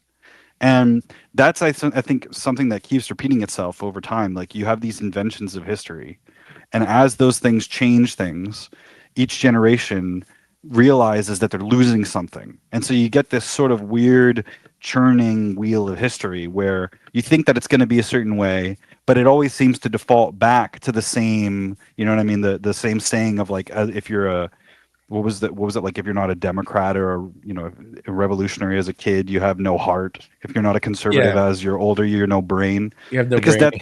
because there's you're what you're looking at is time passing by, and you're a temporal being that's temporary. But nobody wants to think like that. And so that's why people make these grand gestures and statements and revolutions that they think are so starkly contrasted and so important, but you can't hold on to it forever. So it's continuous. The modern day SJW type is they're very childish in that they want to make change. They want to feel important and make that change. But it's just any change. They don't really care if it actually the long-term repercussions of it. They just wanted to break whatever was there before. And I mentioned this in one of my videos where I go over Ryan Johnson and his Knives Out movies, and didn't go to Ray, it was Knives Out movies. But we're in Glass Onion, the main bad guy kind of goes over what Ryan Johnson, I think, believes, which is to disrupt things. Like the idea is not to focus on story or anything or make something good. It's to disrupt what has been. Like you want to break something that everyone thought was important. That gets you power. That gets you attention. And it's like, yeah, that's what you did with Last Jedi. But he's like, okay, well, the ultimate goal is to break the thing no one ever wants you to break, not even the most ridiculous dream. And do we have the guts to break it? So it's basically just breaking tradition for the sake of breaking tradition and thinking that this is going to bring something new, something fresh. It's not. That's the way they do it anyway. And that's what we see with the SJW types who just want to break tradition because it's right wing or it's Republican or it's what their dad liked or something, and they break it without knowing what the repercussions might be. And I know this because this is their philosophy of making any kind of media. They say this, like, we want to make the right people angry. And I mentioned this before because this is what I've seen time and time again, where their intentions and their goals are not to make a good story. Their intentions and goals is to make the old men leave and to make the fans angry. I wanted to divide fans. It was supposed to be terrible because I wanted people to ask questions. Their idea is something that where their focus is on making people angry, trying to destroy something, trying to change things for their political views, whatever it might be. But it's always a step. It's always motivated by the idea of change or making people angry or disrupting things, which is exactly what Ryan Johnson's philosophy was, instead of making a good story with a good artistic vision, which is what we used to have. So it all melds together. It's a childish notion, very childish in mentality, where I want to break it because it's already something that's been there, and I want to break it for attention, as opposed to learning why these traditions are important and why they work. I agree with that, but I also think that the funny thing is, like, because I'm like this kind of like person that like wants a full education in all these areas. So one of the things that I think is pretty reasonable is the idea that like there are good criticisms of capitalism and there are good criticisms of orthodoxy and how they're kind of restrictive on people, but that doesn't mean that the solution that you come up with is a good solution to the problem. So in this case, it's like the 2000 stuff was all a critique of the 1980s consumerist stuff, but it's like the idea that the average person understands anything that's happening, I think, is the big problem. I think that's the problem with blaming boomers. I think that's the problem with blaming civilizations or ideologies, because the people that actually make decisions, I think, are individuals that are like grouped up. I think it's small groups of people that disseminate something and then other people like pick up on it. So there's absolutely like, it's funny to me how this generation or a younger generation might look at the Fight Club stuff and be like, what were they complaining about? They had their insurance policy, they had their IKEA, like they're looking at it like, what were you complaining about? It's so much like because in Fight Club he has a good job that pays a lot of money, and right now it's a big concern of most people, especially the younger generation. I don't even have that job. I don't even get on the plane. I don't even have any, like, so I understand that. But that's the thing that's so interesting, is that there's an orthodoxy to how the business world works, and it'll go so up its own ass that it'll become the same system as feudalism. So like corporate feudalism is what everybody registers as a dystopia, and that empowers somebody who's a social justice warrior or a leftist or whatever, and then you get a revolutionary thing. But the thing about that is that it's a self-repeating process. So like there's all this Iran stuff that's going on, And I was actually earlier, I was watching this video and I thought that we should watch at some point. There's an Adam Curtis documentary from the 80s called it's an Inside Story series documentary, and it's narrated by Ian McDiarmid. So you have the Emperor Palpatine is the narrator of it, and Palpatine is talking about how the revolution in the 1970s of the Iranian Revolution, right after it happened, was basically a lot of these leftist types calling for revolution against the kingdom. But what they did was they let democracy, which they believed in as a high ideal, allow clerics to come in and take over. So the success of the forward-thinking, progressive, democratic, leftist, socialist, whatever you want, that youthful college energy was actually picked up and used by the clerics, who took it all the way back to like the 7th century and made an Islamic jurisprudence the fiqh of it all, the interpretive law aspect, the clerical revolution that became enshrined, and so then it becomes what it is today, and that's extremely conservative. So it's one of these things where the way that everybody should be thinking is, what are we going to do as a group, which doesn't exist except for that we all are living at the same time? Right. How are we going to avoid the mistakes of the past? And that's the big existential question that people should be thinking about. And that's what I think makes great literature, is like the Catcher in the Rye, or people like The Great Gatsby. But The Great Gatsby is a perfect example of this. It's like, here's an exciting time period. Here's a party. Here's all these rich people. Here's all the weird social interactions that they're going along with. But it's a gilded cage of an era, and surrounding it are all the problems. And so how do you get away from, on one hand you have Upton Sinclair, on the other hand you have Carnegie and Rockefeller and all these people. So it's one of these things where theoretically the awareness of all of these things should help us. But what's funny is that the most zealous believers of any of these things don't care about whatever you're going to say. So somebody who is like Ayatollah Khomeini is not going to care about what these democratic people are talking about their progressive ideas, because they have already decided. And the same thing goes for people. Whenever I'm complaining, like these AI people who think that it's inevitable that everything is going to go AI, they don't think it's a bubble.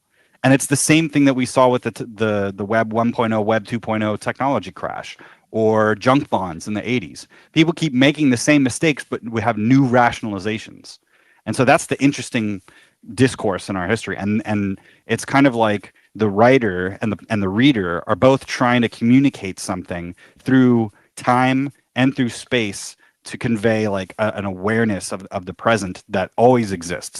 These are always tensions that exist in society, all the way back to Sumeria. It's the same story. And so how are we going to navigate that? What are you armed with, and what are you armored with to go through this period in your life? Because it's never going to be perfect. What's it going to be next? Exactly. Where's the culture going to go now? But if that person, sorry, I've been trying. I forgot I muted myself. I've been trying. I am so glad you are so good at eloquently saying this. The problem is, no one but us is going to understand what the fuck you just said. I know what you said, and it's very high concept and it's a very unique problem that we, as the culmination of all this historical knowledge, have gathered. But now we got to catch up the rest of the world. And that's the problem with our politics right now, is our politics aren't allowing that shit either. It's low voltage, low response time, immediate action with no concern or appreciation for second order effects. So yeah, no, that's huge. You summed up pretty much all our problems immediately. That was good. That was pretty good. Yeah. Well, that's the thing is that it's about cascading that knowledge outward through morphemes and symbols. It's a super high concept, and in my most lucid moment in my life, when I thought that I had a eureka moment where I understood everything, I realized I couldn't communicate it. I was on acid in the desert. I was like, there's no way I can explain to you. And then I realized there was no need. And inversely, a lot of times it comes out as gibberish. Okay, here's what I found out, and you can't really do it. Yeah. Well, yeah. When you talk about these high concept things too, you kind you inevitably sound kind of schizo, Because in a little in a little bit of a way, you kind of have to, because a schizo has to connect all these dots. I tell people, like, all of my workers raging leftists, and I do love most of them, and they know I'm despite that they have like these ideas that every person right of Mao is evil, they know what I'm about, and they all trust me. Yeah, they all trust me. The problem is we don't talk about politics, because I warned them, if you want to know how I think, it's a 3-hour conversation that starts with what do you know about the weather? And you don't talk about politics, because I will talk about politics. Yeah, it's like, bro, like, no, like, I'm about, like, if you want to talk about politics with me, you're in for a long day. Like, clear your fucking schedule.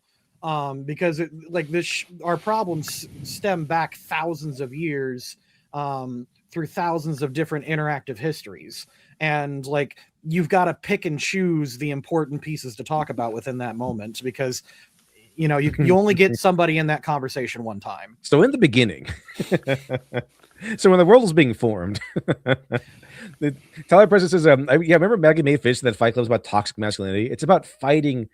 To me, if there is such a concept as toxic masculinity, it is what they explore in Fight Club, but not what they practice in Fight Club. Like that moment where he goes, "What is that? What you think that's what a man real like the real looks like?" The whole picture of, what are they called? Like the male models and everything. How there's all like, they all look jacked, look handsome. They're all ready. They're all ready to put on that cologne or whatever. That's toxic masculinity. I'm pretty sure it's fake. It's fake masculinity, like the fakeness that the 90s and the 2000s kind of embraced. It's all fake. It's all false bravado. Everything is inauthentic, and that's kind of what has been the main conflict here in all of these works, is the inauthenticity of the world around them. At least in the 90s, that was the big conflict, as we've seen. But to me, that if there's anything that's going to be called toxic masculinity, it would be the fake corporate interpretation of it. The book took hold in America. It even became required reading in some schools, which I think is insane. This is a difficult book and a mature one, and not one I would require anyone to read, especially. This is true, but it does resonate with teenagers because of obvious reasons. So I think that might be why, because it is interesting to explore the novel, and teenagers might find it easy to resonate with on some level. Your average teenager. Sometimes I think they made it required reading so future generations would come to hate it instead of relating to it. But anyway, But I don't think so. I think the opposite. They want, because it might be too deep for some teenagers to comprehend, but it is emotionally resonant, I think. Parents took issue with it being in schools, which is certainly their right, but their problems with it were mainly that Holden was a bad role model because he refused to accept reality and he refused to grow up. Yeah, but you don't really go to school because every book has to be about a good role model. It's just not. That's silly. Like, well, I'll read Frankenstein. Yeah, there's a name Frankenstein. Dr. Frankenstein, excellent role model. Yes, defying the laws of science and spitting in God's face. Excellent. Do that, son. Was critical of their world. I think that the educational system needs to have a story that references whatever the moral conflicts are, like the basis. Because that's the best thing that ever happened to me, was that I was exposed to a lot of stories early on, and I was like, oh, that's the consequence of this moral action. That's the consequence of this moral action. And I think that that's what's required. So I don't really know. I think that a lot of the stuff that was mid-century based was propagandistic. Like, what was that other one that you guys were talking about, where it's the trial? No. That's a great one. You mean To Kill a Mockingbird? To Kill a Mockingbird. Yeah. I think that story is funny. I don't think it's very, but I get, like, it's obviously like a civil rights era injection. You know what I mean? Or like, I remember we were forced to read Night by Elie Wiesel, the Holocaust memoir. And then I found out later that some of it was made up. And I was like, well, this is worthless now. Like, who gives a shit? This is worthless. Fortunately, I never had to read that. I didn't have to read that one.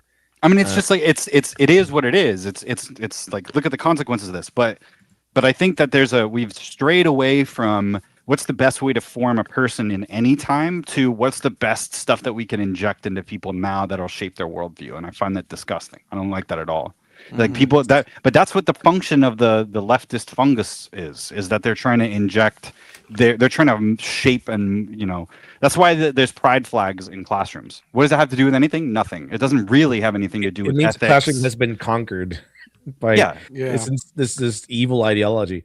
Let's see. Illuminant Friend says that does anyone read the Crucible in class anymore? I think that would be against feminist ideology, because the Crucible is about the witch trials, but it shows you that it's not about everyone being a misogynist and thinking that smart girls are witches. It's about basically the reign of terror from France. Essentially, it is repeated in witch terms in America. Essentially, that's what happened, because they're so paranoid by witches that they've got really kill happy with who's a witch. Let's kill them. Let's find out if they're a witch or not. Let's get rid of them. To the point where some of the people in the town were all like this, pointing at their political rivals and saying, "Oh, that guy's a witch." And also, I say guy because it wasn't all women. It was not all women. They like to think it's all women. That's kind of how it's been propagandized, as this whole witch trial thing was all women. But it wasn't. Keep in mind that the Crucible is fan fiction. Yes, it is. Because the girl Abby, she had an affair with Mr. What's his name in the book, and that was completely fictitious. Abby was like 6 years old in real life, and she and her friends got caught dancing in the woods, and rather than getting in trouble, they just started saying like, "Oh, actually, it was Miss Man." They blamed the housekeeper or something like that. Yeah, they blamed everybody else, and once like they killed a bunch of people, saying that they were with the devil. But once the judges started asking the girls, "Did you make this up?" They're like, "I think I saw your wife with the devil." And that's the shit that like really tipped them off. Like it's a good fucked up time, and I do think everyone should still read it. But it's really, because it shows you like what it was like. So also with the young Goodman Brown, also I think that's a good companion piece.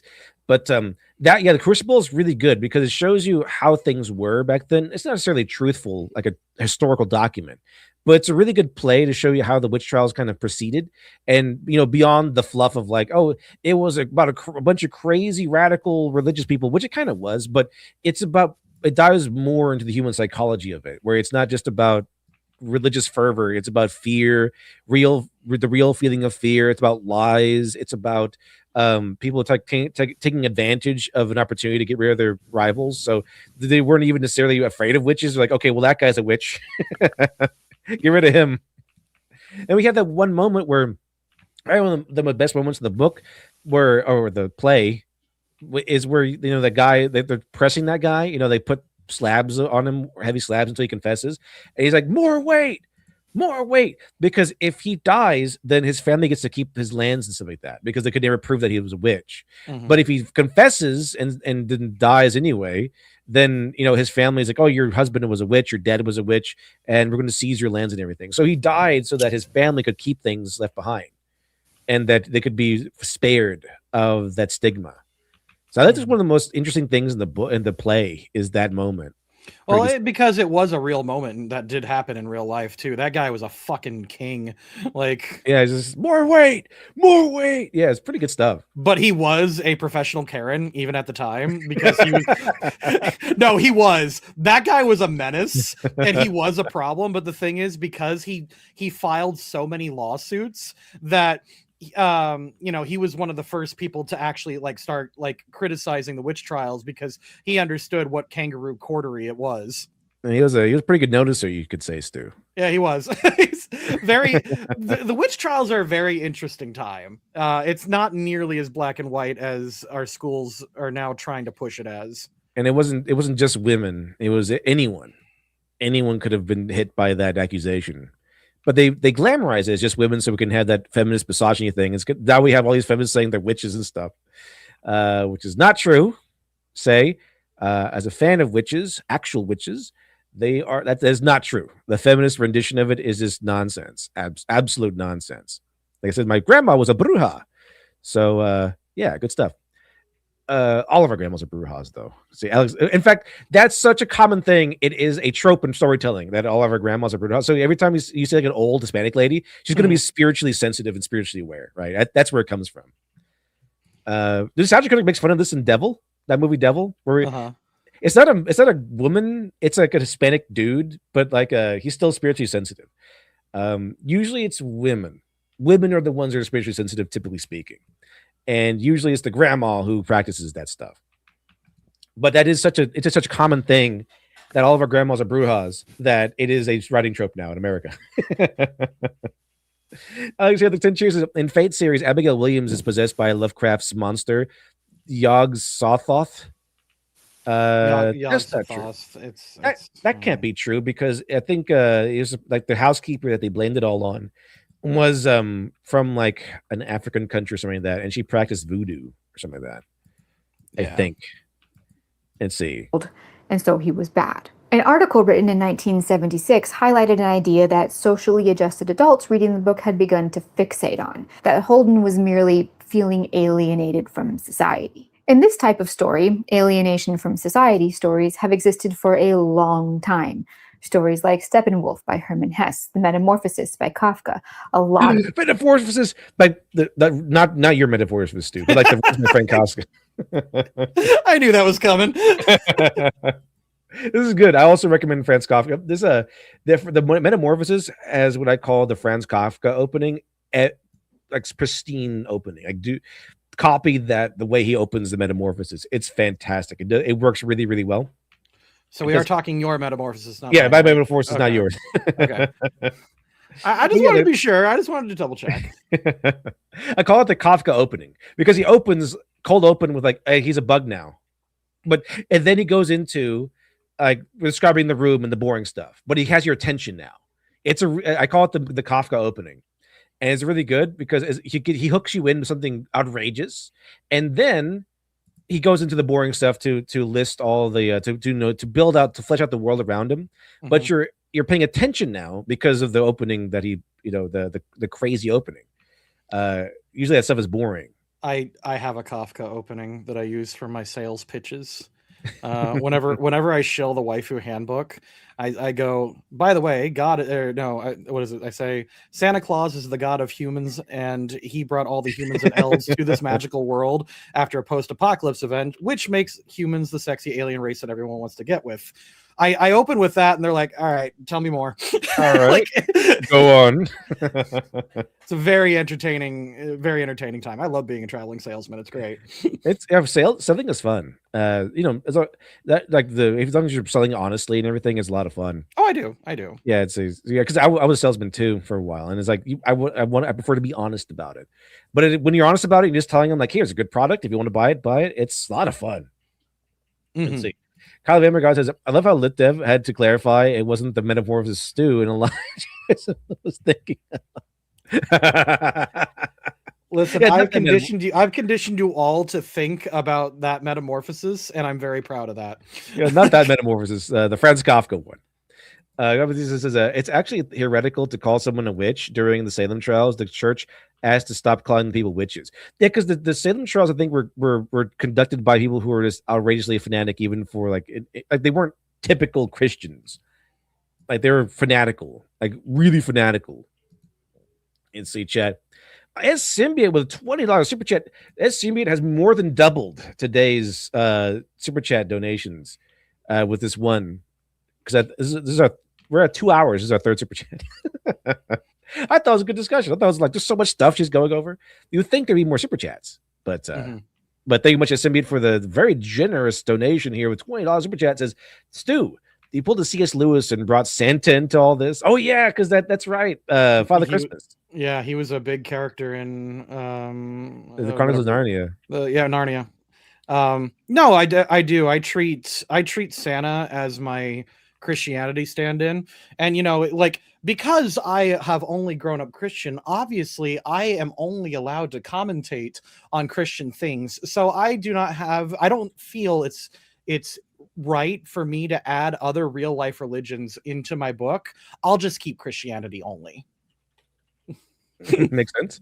Yeah. That's what J.K. Rowling did, and she's the Harry Potter, despite being demonized by modern day American religious people as the book that helped bring about black magic and witchcraft and wizardry into our national zeitgeist. a lot of Harry Potter is built on Christian themes and stuff. Mm-hmm. Let's see. All right, Chaz. Symbiont says, yeah, you pulled in C.S. Lewis. Thank you very much, Symbiont.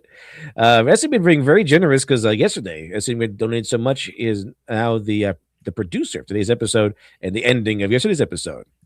Let's see. A lot of the work of Albert Camus, Buddenbrooks, Notes from the Underground, and so on and so on. Almost always, these types of stories are thought of and spoken about within this nice, safe, contained subgenre, alienation from society, which allows people, I think, to believe that this is a problem more with the person than anything else, as if such a thing is an affliction that can randomly infect the person and is otherwise entirely neutral.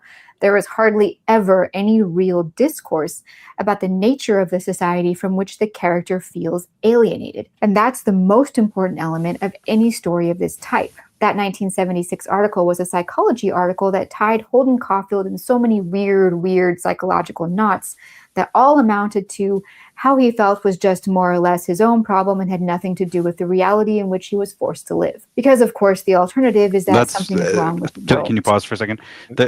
It's really funny because the tension is like from a parent to a child. The parent is like, you're not going to fix everything. You're not going to, society's not going to like bend to your whim. You should change yourself. And then by the same token, there's this aspect of something that I was watching recently where the psychologists in the mid 1900s and like stuff like the Esalen movement or whatever, they were trying to transform the individual to have a better society, not realizing that they would probably need to restructure society to be better for these individuals. But that's not a free energy thing that you can just do. You can't just change society to be however you want it to be. An individual has to go out and do it and gather a group, and it takes all this effort. And most of existence is like the least amount of effort to get the biggest outcome. So it's funny to me how there's a primary tension between the parental idea of you need to change and shape up for society versus the childlike thing, which is like society is phony. I don't want to have to put a suit on. I want to do things my way. And reality meets somewhere in the middle.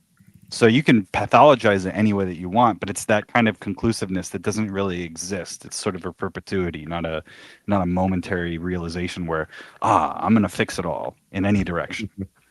Yeah, there's something that I said earlier that it echoes today, where it was, how does this make you feel? Sort of in art, you know.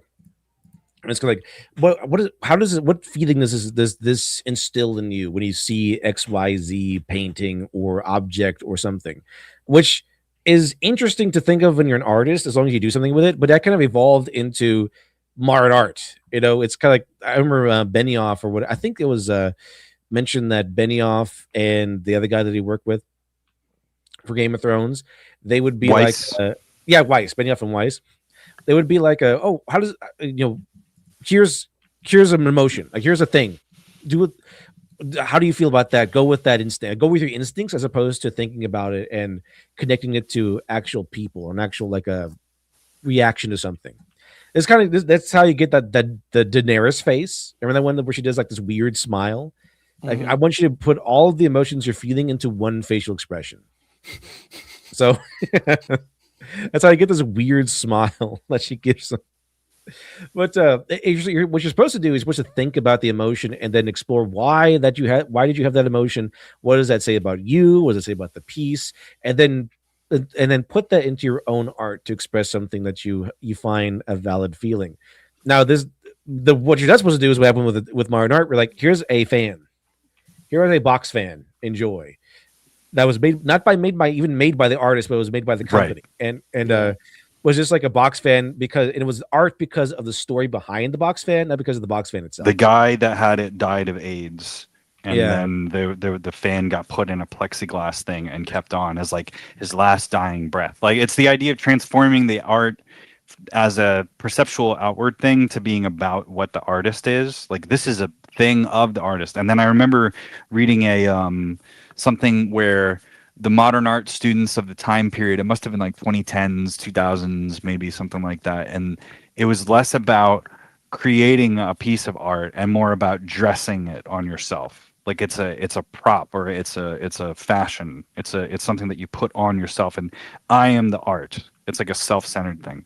But that aligns again with technology, because during this time period you have all this commodification. So people transform themselves to fit into whatever the role is. Like you don't see like before there was socialites, and it's like, what do they do for a living? And now it's like influencers. It's like, what do they do for a living? Well, they dress up and they go out and they have drama, or they have background. They do things. They're just existent, and their art is whatever they're doing. You know, it's I show speed doing a backflip in China or whatever. Like that's what it is. And what I related to is the difference between somebody taking a picture of something and the meme of like the woman takes a picture of something and she puts her face in front of it. That's what it feels like. It feels like I want to be at the center of attention with whatever I'm doing, as opposed to this external exegesis of something. Like I'm the processor, I am the factory. No, I am the product. It's a shift in perception between it's what the irony to me is that people are becoming more objectified. They're objectifying themselves, and they're becoming less human because there's less distance between themselves as an object to be viewed and judged and interpreted, as opposed to what their work is. You know, I think an easy way to explain it is, would Batman rather be known as Bruce Wayne or Batman? Do you want to be known as your work and what you do, or do you want to be known as the person behind it? Because that's two different things. That was a conversation held in a Disney movie. My favorite one, Brink, Disney Channel original movie, I should say. The one with the rollerblades. Yeah, the one with the stream skating and everything. I'm a soul skater. Yes, that's it. And he hasn't had a conversation with his dad because the conflict of Andy Brinker is that he's a soul skater, but then he also needs money, and he doesn't really want a job in terms like a normal job. Like, he doesn't really want to work at like a fast food store or something. He wants to make money skating. I mean, of course, and he can make a lot of money skating, but this means selling out, right? Which is a big no-no in the 90s. But he does. He joins Teams X Blades and gets a bunch of money and stuff like that. And he has to later admit to himself that, you know what, I told everybody that I want to do this because my dad is out of work and we need money. But I really also wanted to have my picture in every newspaper and magazine. I wanted to have all the glam and fame and as new gear and the emblems and everything. He wanted to be cool. He wanted to be famous. And he fell for that temptation. And then, which caused him to lie to his friends and everything. But later on, towards the end of the movie, he loses his friends. He loses his ability to skate for a while, because now he's not on Team X Blades either, because he insulted the captain because he's a jerk. So he really has nowhere to go, and he's just kind of hopeless and brooding. And he talks with his dad. And his dad had the same realization that for the longest time, his dad was like, his dad was like, he liked to introduce himself. Like, hi, I'm a foreman. And after he hurt himself and lost his job, he was like, he didn't know who he was anymore, because he was his job. Like, he was comfortable being identified by his job. This, like his son, Andy Brink, is comfortable being identified by being a soul skater and everything. But now that he can't skate, who is he? And that's kind of, he had a crisis of identity. He's like, who am I now? He's like, well, you know, whether you skate or not, it's not who you are, it's what you do. It's not who you are. It's really interesting that Brink explores that in such a movie that is a decom. But it's interesting. But yeah, they go over that too. There's a lot of movies that are like that, and especially in popular culture. I mean, that's what I thought the whole superhero, the transgressive nature of all of the hero stuff is like. Am I Iron Man or am I Robert Downey Jr. man? You know what I mean? Is my father define who I am? Does my family define who it is? Does the violence that Wayne Enterprises, you know, the missiles that they sell? Yeah, how do I judge myself? How do I perceive myself? And that's what a lot of therapy is about. That's what a lot of, and it's the same thing with Fight Club. He's got a split personality, and all these movies are really about like coming to terms with who you are as a person. And that's transformative sequence is what we want from as a reflection of the work. And so that's what Catcher in the Rye is about. Like, what do you really want to be? Well, I want to catch people in the rye, and then he's messing up his own life. So it's one of those things. You realize you can't save anybody. He's defying society. He's like, I don't want to really follow this plan. So you're deemed like a lost cause, a bum, and a rebel. But that's not who you are. Same thing with Fight Club. Like everyone in these things, in these movies, are being told what they need to be, who they need to be, and what they need to do. They kind of define themselves by what they do. Like, I'm an office worker, I'm a soul skater. But then you get so wrapped up in that you kind of forget that that's not who you are. If you get fired tomorrow, who are you? Stop skating tomorrow. Who are you? That's right. That's what that's what like midlife crises are about. That's what coming of age stories are about. That's what those personal reflective stories are coming from, is that, I'm a transient, ephemeral being, and I'm looking for this rooted existence that's sort of a permanent thing. But really, it's on a moment-to-moment basis. And then there's a reflection that comes that looks at history and memory and all that kind of stuff. And that's the reason why I love existential storytelling so much, because you can really find yourself in other people. Like, every time that I watch, Drive or Barbie or whatever, I'm like, oh, that's me on screen right there. Ryan Gosling, that's me. Ryan Gosling. It looks exactly like me. He's copying me, literally. What's going on? Same guy. Are they watching me right now? Are they looking at me through the window? Let's see. Would you like says thank you for the 5. Now super chat. Would you like? Appreciate it. Yes.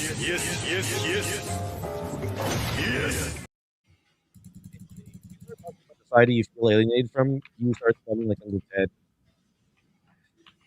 I kind of do a little bit. Cheers. I have I knew about the real metamorphosis beforehand. I think there's something to be said that kids understand things already, and then they have to like be corrupted by reality. Like, over time, you become corrupted. I think there's a biblical quote that's something like, the children understand, and then we kind of like go against that. But I consider that to be the growth of, once you become an adult and you're competing for resources, then things become really real, and then you have to put on the front. But if you don't, you're not gonna win, and that's kind of the again, man against society, man against people, like, that's what the primary conflict of everything is. And that's why you never get a utopia, because there's a constant churning of new people that are trying to make their stake, and then there's a constant churning of people that are trying to protect what they already have. It's just the nature of the beast. And see, Alex at the 10 cheers says, sadly, my wallet is empty until payday, but I bought way too many games this time, so I only have cheers now. Thank you much, Alex. Appreciate it. And your Gibby Gods at the 10 cheers. We believe in Santa in this household. Damn it. And Christopher in this house, Santa Claus is a hero. Exactly. This house, Santa Claus is a hero, right? He's a real Italian. Like Jesus. All right. Let's see. Megalithaw, thanks for the $5 super chat. Says, well, Glib, a previous discussion here concluded that if you're a boy, be Batman. This is true. You got to be Batman. I wish I was Batman. Not only does every boy want to be Batman, every boy should be Batman. And then I'd be rich, and I'd be the greatest detective of all time. Your parents would be a little dead. A little bit. No, I'd be better than that. I'd be cool Batman. I'd just choose to be. No.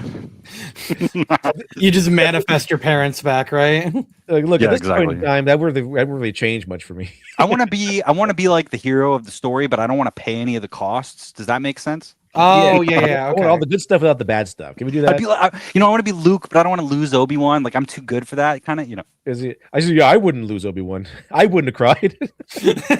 I'd be like Superman, but the planet doesn't explode. And I'm resistant to kryptonite because I like slowly stood in front of kryptonite until I was immune to it. I'd be like Frodo, but I don't. The ring is nothing. Like, it's not going to corrupt me. I'm too good. Yeah, I throw the ring to Mount Doom from the Shire, bitch. Tension, conflict, flaws. Who needs that? Exactly. Let's see. But yeah, I want to see like Trump rants on like Trump commentary on movies. It's like Frodo, such a loser, complete loser. Lost his finger. I would have lost my finger. I would have thrown that ring right into the fire. I like Frodo, but those Sackville Baggins are real terrible people. They're really getting in the way of things. They're always trying to steal the Bilbo Tower. I don't understand it. The worst kind of people. I would have got rid of them. I would have taken them down piece by piece. I would have bought all their houses from underneath them and sold them to, or I would have bought the houses around them and sold them to cheap Orc You gotta, leap or something. you gotta admit, Isildur, total loser. Really could have done better. Yeah, he's be bashing a seal tour. He only cut off one finger, didn't finish the job. They call me Isildur's heir. I'm like, no, listen, I'm from the Dunedain. I have the blood of Numenor running through me. It's great stuff. Great stuff, Papa. So the best people, absolute best people. There are good people on both sides, and by that I mean Gondor and Rohan. Let's see. It turns out Isengard was funding anti Numenor propaganda. Can you believe that Saruman gave them $1.4 billion straight to Isengard? And what did they do? They invaded the Shire. No one asked any questions.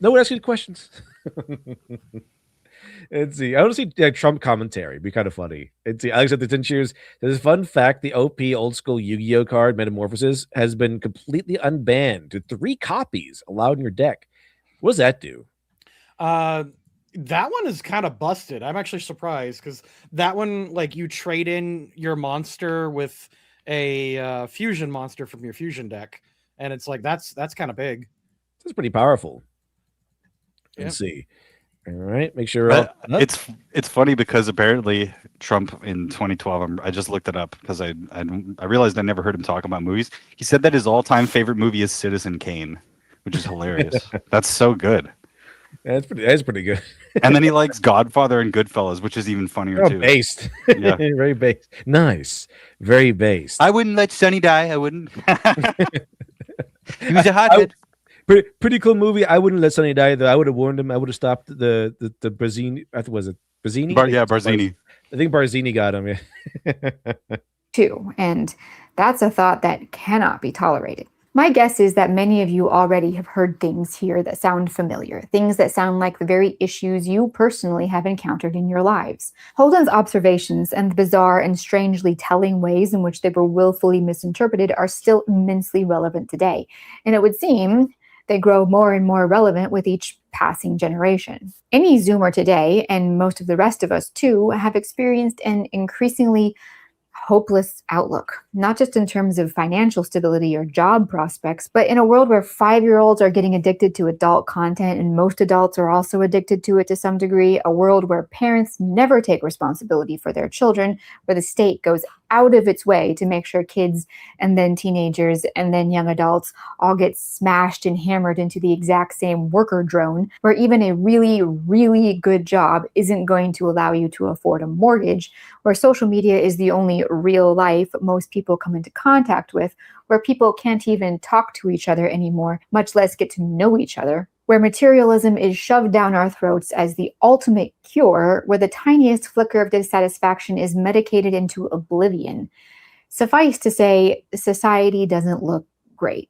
The world isn't exactly glowing with hope. Young people are increasingly rejecting this society. They're rejecting the rat race and the hollowed out husk of future that the boomer generation left them. Young people are more and more looking to the West, metaphorically, and thinking about leaving all this garbage behind, like Holden, to build a cabin in the woods. Nevertheless, yeah, a lot of them are. Yeah, go get a farm, go to a cabin in the woods. Go west, young man. Go west. Our own generation has proven itself eager to share in the condemnations of Holden Caulfield, and for much the same reason. In 2009, Jennifer Schussler wrote a rather scathing denunciation of the novel in the New York Times titled, "Get a Life, Holden Caulfield." In it, she insists that modern teenagers don't talk about the things Holden talked about anymore. Sure, that sounds right. Modern teenagers aren't worried about people everywhere being fake. They aren't tired of rampant over-sexualization. They aren't struggling to find some point to their futures.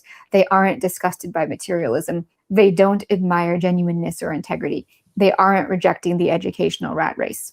Yeah, okay, Jennifer. As is typical of boomers of every generation, because every generation has boomers, people like Jennifer Schussler would have us believe that Boomers now like a colloquialism for some sort of like decadent bourgeoisie or something. Very, very interesting. That's kind of what the legacy they left behind. Like all rich, they all have tons of money.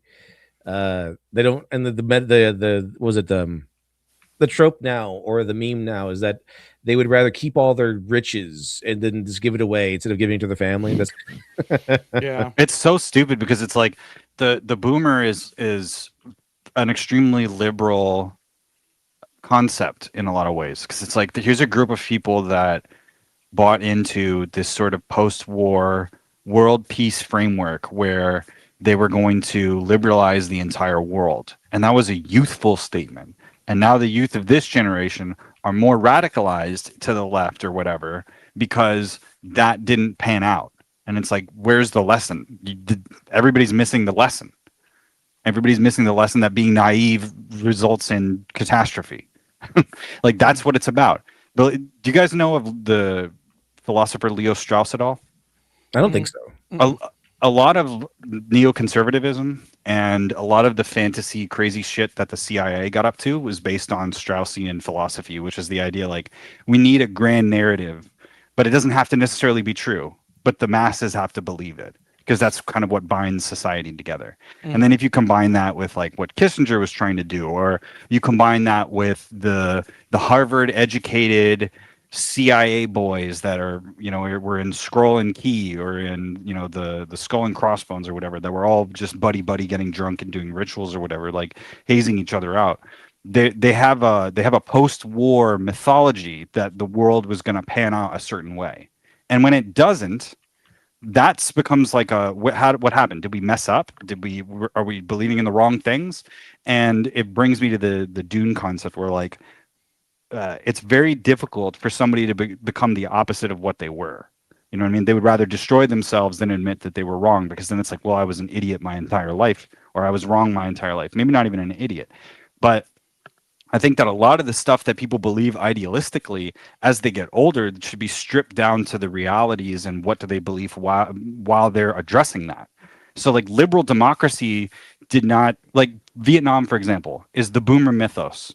Because if you were born anywhere in the post-war, post-Korean environment, whether you were 10 years old in 1965 or whatever, or you were sort of in your teenage years, there was this common belief that we have to stop communism from spreading. We have a containment thing that we need to do. And there were two teams in the CIA that believed different things about that. And it was like proliferation. And so what happened is you had a global war between two ideologies. But what's crazy is that they're both ideologies that are, one is like a liberal ideology and the other one is a leftist ideology. But in reality, every one of these situations is somebody with a tyrannical opinion being pushed and lying to their populace about what it is. So you had Mao that was motivating the children to go against their adults, their parents, in the Culture Revolution.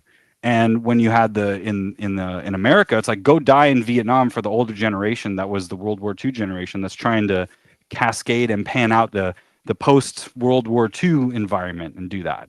And so now when you have people that are trying to come up with some sort of coherent narrative, I have to admit, I don't think that there is a coherent narrative anymore to society and everything. I think that that's the common narrative of our time, is that things don't make sense. There's a bunch of rationales, but none of them really make any sense. They don't fit any historical precedent. And so instead of realizing that, like, wait a minute, it's not the boomers, it's not the communists, it's not the capitalists. Humans are stupid. Nobody wants to admit that. Nobody wants to admit that we are outside the boundaries of our genteel nature. Yeah, we're the problem. I'm part of the problem. You're part of the problem. Now what do we do? Because there's no easy solution. There's no orthodoxy that's going to save you. No one's coming to save you. So now what do? You could shit on Holden Caulfield. You can say Holden is you can interpret that story like, oh, it's society that's the problem. Oh, it's Holden that's the problem. No, it's not. Existence is not a perfect platform. There's no perfection in what we do every day. So to solve these problems, when you don't have a coherent narrative, how do you even do that? And that's the reason why we have, I think, these momentary events in human history where great men appear or great movements appear that are backed by these great men. That's, the whole Trump era of history is going to be defined by this guy. The narrative is going to be this guy, this crazy real estate guy with $1 billion is going to come out and do all this crazy shit. But no, he's going to overshadow everybody because there's nothing under the sun that's like that. And that's why you always get these historical figures like a Caesar or Alexander. And it used to be physical conquest, but now it's mental conquest. Now it's like, can I live rent free in other people's heads? So the crazy thing to me is that we're so interested in finding a blame that we can target as this is the reason why my plan isn't working, instead of thinking maybe my plan is a little selfish and I'm not actually doing the best thing for everybody. It's just the best thing for me, which is what I see a lot of the time. Usually how it goes. Usually, like a lot of this stuff is about self-reflection, and you don't always have the answer. Like Fight Club doesn't have the answer either. Like neither does American Psycho or any of those books, but it just shows like a reflection and observations, and goes in and says like, okay, here's something wrong. Here's some of the weird stuff about society, and then that kind of leads the reader to kind of making their own conclusions. Whether they want to help or not is another matter, I think. Well, it's funny because it's like, Marx is probably right about alienation, and he's probably right about like labor theory in some sense. But then at the same time, you're like, yeah, but the reason why he was poor was because he was a lazy bastard, just like me. Like that's really what it is. But we don't want to do that because it affects our identity. And in modern times, identity is everything. Like what do you represent? Who are you matters more in, like, if you look at China, for example, and Bilibili or Douyin, the social media networks that are on there, Chinese people take the standard, like a beauty standard, to the nth degree. So if you go, there's a YouTube channel called Wonny, Wonny, and what he does is he tracks all of these trends that are on Chinese social media that we Americans are not familiar with. And they have the most insane body transformation, permanently altering, like foot binding used to be in China. Oh yeah. Like putting concrete or hyaluronic acid into your face. Like there's a woman on Douyin right now where she did a bunch of surgeries and a process to give herself like the perfect quote unquote social media influencer face. And now what she's done is she's created a business where she copies her face onto other people, which is like, well, how are you getting away from the stereotype that all Asian people look alike when you're literally trying to do that? It really is her face. Yeah. It really is. And like making it so that people have like surgery that their face smiles only a certain way and that kind of thing. Like that is like I'm searching for perfection instead of dealing with whatever is going on because it seems insurmountable. So most of the stuff that people are like, I need to blame boomers or I need to blame the economy, I need to blame this, is like, you haven't figured out a way to transverse this terrain on your own. And whether or not you can is not, I sympathize if you can't, but I'm not sure that you can't. Sometimes I think it's our fault that we can't figure out the path that we're supposed to be walking. And if you can't, are you destined to? And these are all existential questions. And we would much rather deal with like drama and conflict that can be easily like, the quartering is flagging channels. That's much more entertaining than how do I, secure my ETF mutual fund on this fixed income? Like that's, you know what I'm saying? Mm-hmm. I don't know how to deal with I don't know how to make people that are fixated on moment to moment entertainment more interested in trying to be a part of their public government, which is available to them, like running for office or voting for things or spreading awareness. You know what I mean?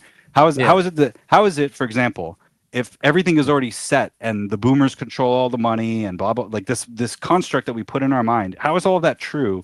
And then like Nick Shirley goes out and goes to the Quality Learning Center or whatever, and then like hundreds of millions of dollars are affected by him just doing a video.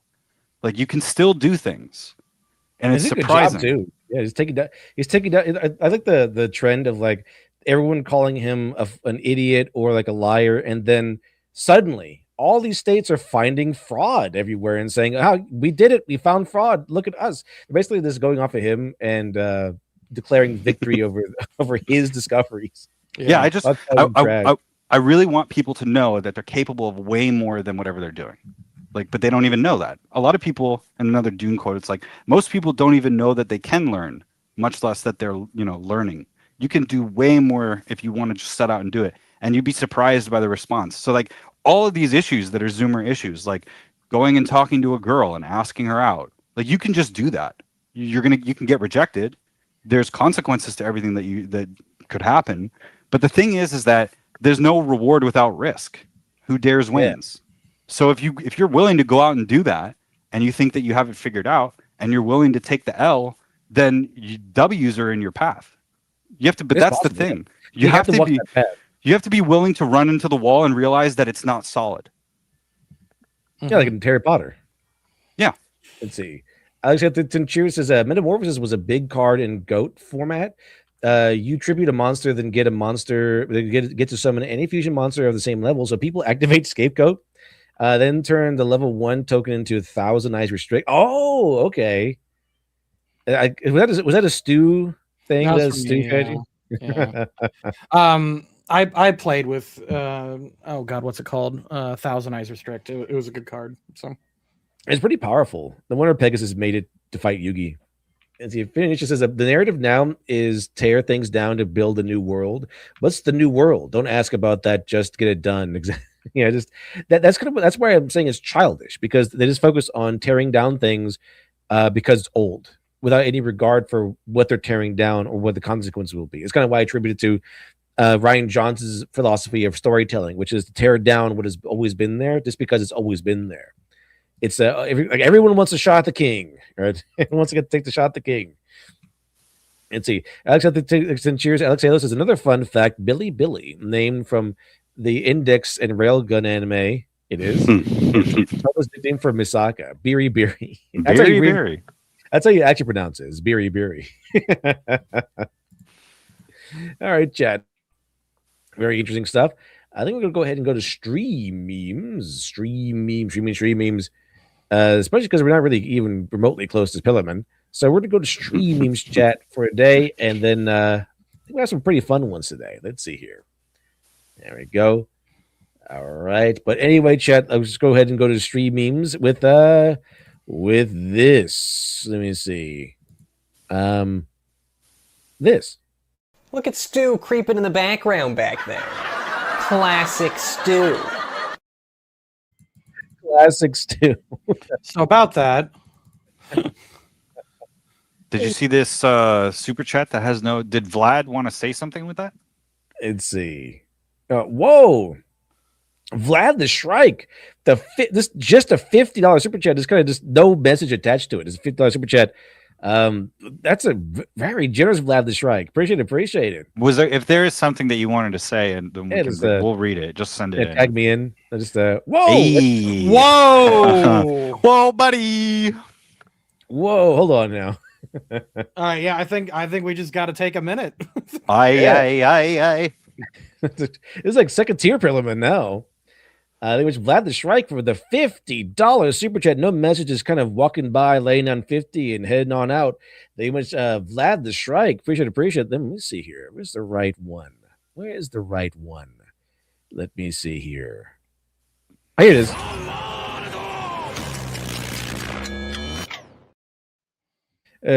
Two Chads walking in.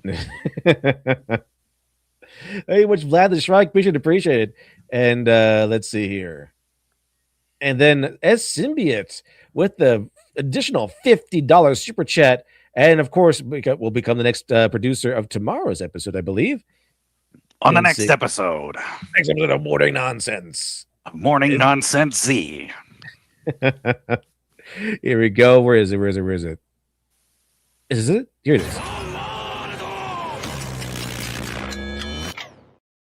For Superman, says Symbiote. Appreciate it. That's awesome. Very generous, everyone. Let me go ahead and fix this so that you are both there now. Very generous. Let's see here. And Vlad the Shrike. Also joining in to today's producers. Thank you very much. Oh, where is it? Oh, here we go. There we go. The great is Symbiote. And, of course, Vlad the Shrike. Make sure we get the right thing here. All right, everyone. All right. There we go. I'll leave this up tomorrow as well. So because the show is almost done. So tomorrow we'll also be naming you both as a producers on the next Morning Nonsense. Thank you much, everyone. All right. Well, hero, you are now the hero of literal labor. Get your little red star. Exactly. All right, I guess we can go back to the video. Aye. There we go, chat. All right. But yeah, well, I guess we'll finish it tomorrow. What say you? Should we finish the video or continue How much time it? is left? I'm chilling, man. We have another 14 minutes actually. On the video, it's pretty long. It's 11:30. I might peace out, but if you guys want to keep yapping, go for it. And see. Here we go. I'm here to yap. So, yeah. There we go, chat. It's up to chat. What does chat want? They want the video must be complete. Let's see. Carpenter says, Vlad and his MC both walked in, slapped their dicks on the table. Yes, this is their July thing. Slapped their dicks on the table, walked out. Thank you very much, everyone. All right, let's go for a little bit longer. Let's go for a little bit longer. Holden Caulfield and Holden's present-day admirers are insane and aberrant for having problems with the nature of modern society. Okay, so Catcher, that is true. That is true. That they are seen that way. But Catcher the Rye really got a bad rap when it turned out there were a couple of assassins that that quite liked the book. Well, that always happens. That always happens. There's always some sort of transformative thing. The same thing happened to Scorsese with Taxi Driver. You can't control that. You can't control what other people are going to do. There was a oh man, I don't know his name because I've only read it. It's like Goethe, whatever his name is. He wrote a book that was about lovers and it caused a bunch of people to commit suicide after it came out. But what are you going to do about that? You can't, you can't. It's just kind of, that's really their issue. It's kind of a you problem kind of thing. It's not really his fault, I don't think. Yeah. But thing is, I think the assassin in this case was like Jack Ruby or something. I forget exactly what is the. No, Jack Ruby was the one that killed the assassin of the others. He was an assassin that killed an assassin. No, you're thinking of John Hinckley Jr. Let's see. Was that it? Yes. Catcher in the Rye killer. John Hinckley Jr. was the one from Taxi Driver. He was influenced by that. That's it. Okay. Jack John Ruby, Lennon. The guy who shot John Lennon. That's Hinckley Jr. Yeah. Mark David Chapman, who murdered John Lennon, he's the guy that was like notable for loving Catcher in the Rye. That's it. I know it was some assassin that did, but yeah, it was the guy who killed John Lennon. Like he was obsessed with Catcher in the Rye, and I think that helped give it its bad rap. Like, oh, you're insane and a psycho if you like Catcher in the Rye, because look at the guy that killed John Lennon. Well, it's the same thing that you see nowadays. Like any assassin is going to be inspired by something. Anybody that does anything is inspired by something. Like, yeah, right. Usually, the guy where they go with video games.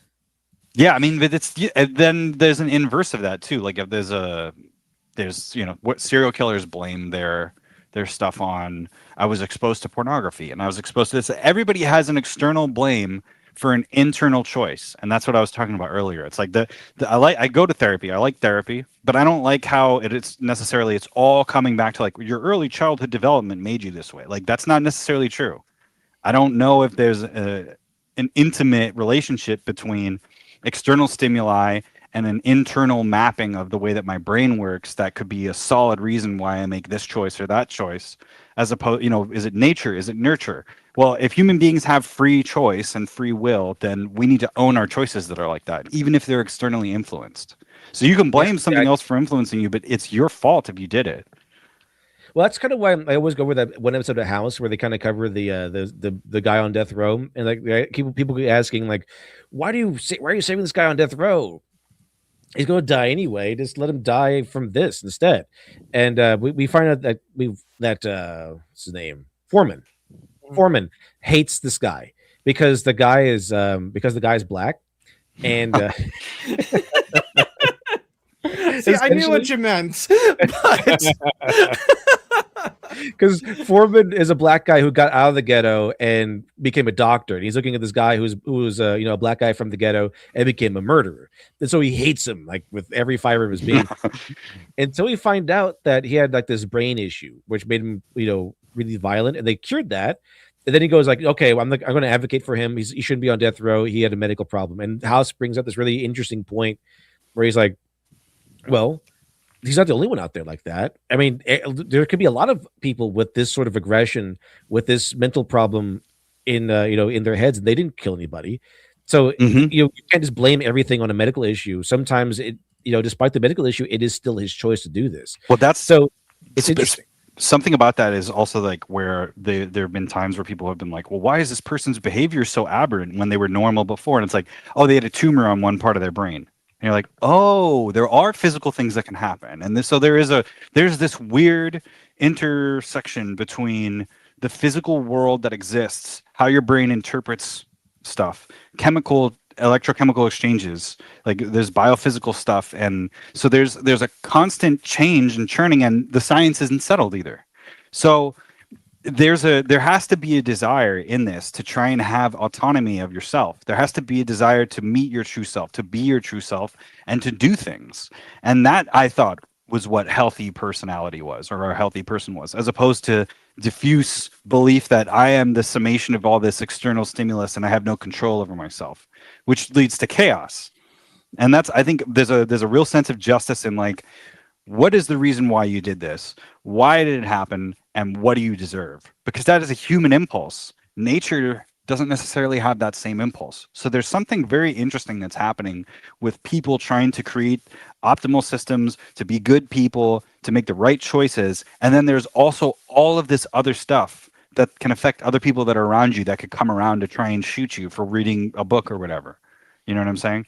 That primary dramatic tension is what civilization is. And it's why you can't just blame one group, and why it's like it's an experience that has to be lived through in every direction. You can't blame one group. I'm sure gonna fucking try. Well, you know, there's those people. You know, Yeah. those people. Those people. Yeah. Let's see. Good, we're on the same Peter page of sang that. in Then. That's good. Wink. In 61, Schussler seems to think that drugging yourself and distracting yourself into accepting reality is the only real way to get a life. Schussler even Like, get a life, Holden Caulfield. Like, already I'm turned off from that article. Already. posited that Holden Caulfield might not have felt as alienated today. After all, he would have had a multi-billion-dollar entertainment super complex to keep him nice and distracted. Yeah, she really said that. I guess she missed the multiple times in the book he said he hated Hollywood because they were all phonies. Boy, I bet Schussler loves This guy's a phony. Hey, he's a phony. I TikTok, love feeling a how little- much like of a cultural impact Seth MacFarlane had on people. Like, Oh yeah. that This guy's a man. phony. You know, life, it's really about, do you think that Sneakers O'Toole should have taken his sneakers off or not? Because the authority, society, wants him to take his sneakers off, but he refuses. So is that They his couldn't take my youthful sneakers off. exuberance? Because I'm Sneakers O'Toole. This is what I'm saying about this like pseudo-intellectual stuff, is you can do it with anything. You know what I mean? Its value is like universally like dependent, is not independent of whatever it is that you're talking about. It's just your projection onto the medium. So it's I think it's good that Catcher in the Rye is still relevant. That means that it had something to it. And the same thing goes for Family Guy in its own way. It's really Yeah. funny how that works.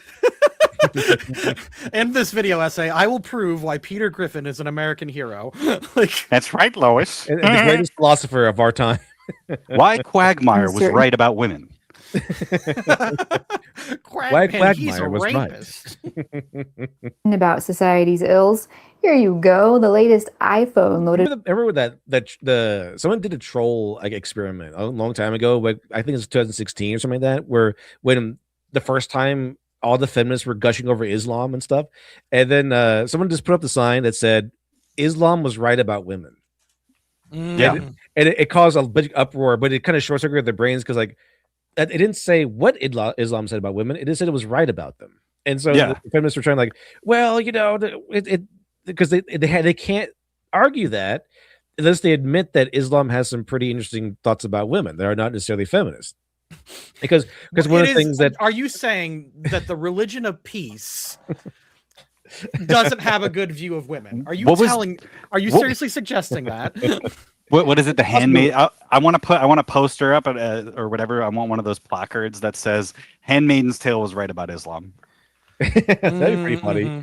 Because what they don't talk about is that the Handmaid's Tale is from Islam. It's just a lot easier to blame Christians, so they made it Christians, but it was based on the revolution. I think Well, if you just combine it all into an orthodoxy, it's like, yeah, if people worked this way, then everything would work this way. Like that's what all of that is. And then we're either going to do it by the sword or we're going to do it by collective shame. Like that's what the commonality is. Like we all agree that stealing is wrong, but then there are people out there that justify it.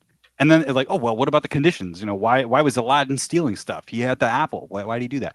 And like, what should his punishment be? Like, is it an open question, or is it something that came down from Mount, Olympus or whatever? Is it something that was in stone and we have to follow it, or else we're going to hell? Like that. All of these are rationalizations necessarily about what we all have to experience in the continuing existence. So it's like, are we going to be orthodox about it, or are we going to be revolutionary about it? Like these are all perspectives that people are going to have, and there's no straight answer. There's just your answer. So it's better to have one than of your own, I think, maybe, than to just be like, oh, I'm a victim to all this shit. Let's see. Ellen says, I'm not going to question it though. She is cute and a massive lady boner for me. With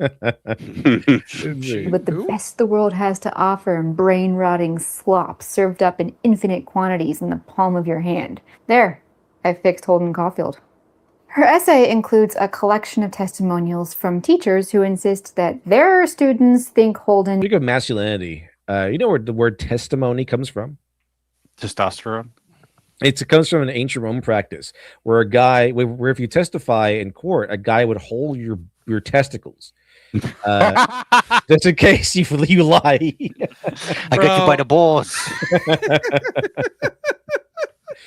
So that's where the term testify comes from. So, how do they find the guy to do that job? I'm pretty sure in ancient Rome there are some volunteers. They had some volunteers. Yeah, was there an application process? It's a free market of ball holders. It's like maybe it's the bailiff or something. I'm gonna be honest. If I go to the courthouse and one guy's like, "Your balls, sir, in my hands," I'm gonna want to see his resume. It's like, "Sir, are you qualified to hold my balls? Are you qualified to hold a man's balls?" The modern equivalent is like somebody goes to take the stand and like, "Do you swear to tell the truth, the whole truth, and nothing but the truth? So help you God." "Yes, I do." And then the sheriff comes next to them and points a pistol right at their head. It's like, "Go on, yeah." All right, go on. The moment you lie, just stands there the whole time. I'm pretty sure that would motivate some people to tell the truth and just the truth and nothing but the truth. Pretty sure that would work, but it'd also be pretty terrifying. All right, go on. As you're saying stuff, they have you tied to the post, and they're putting the wood underneath, ready to burn you. They're ready to light that fire the moment you lie. Well, Vlad the Shrike with additional $2 super chat says the boys telling the truth. Thank you much, Vlad the Shrike. Appreciate it. Very generous indeed. Let me see here. Get the right clip up and going. Ryan Lopez, Modern America. Nice. As Modern America sounds pretty good. I mean, it literally is. It literally is. It's kind of annoying. Like, it's really annoying. But could we make it gayer? We probably could. We have the technology. We do.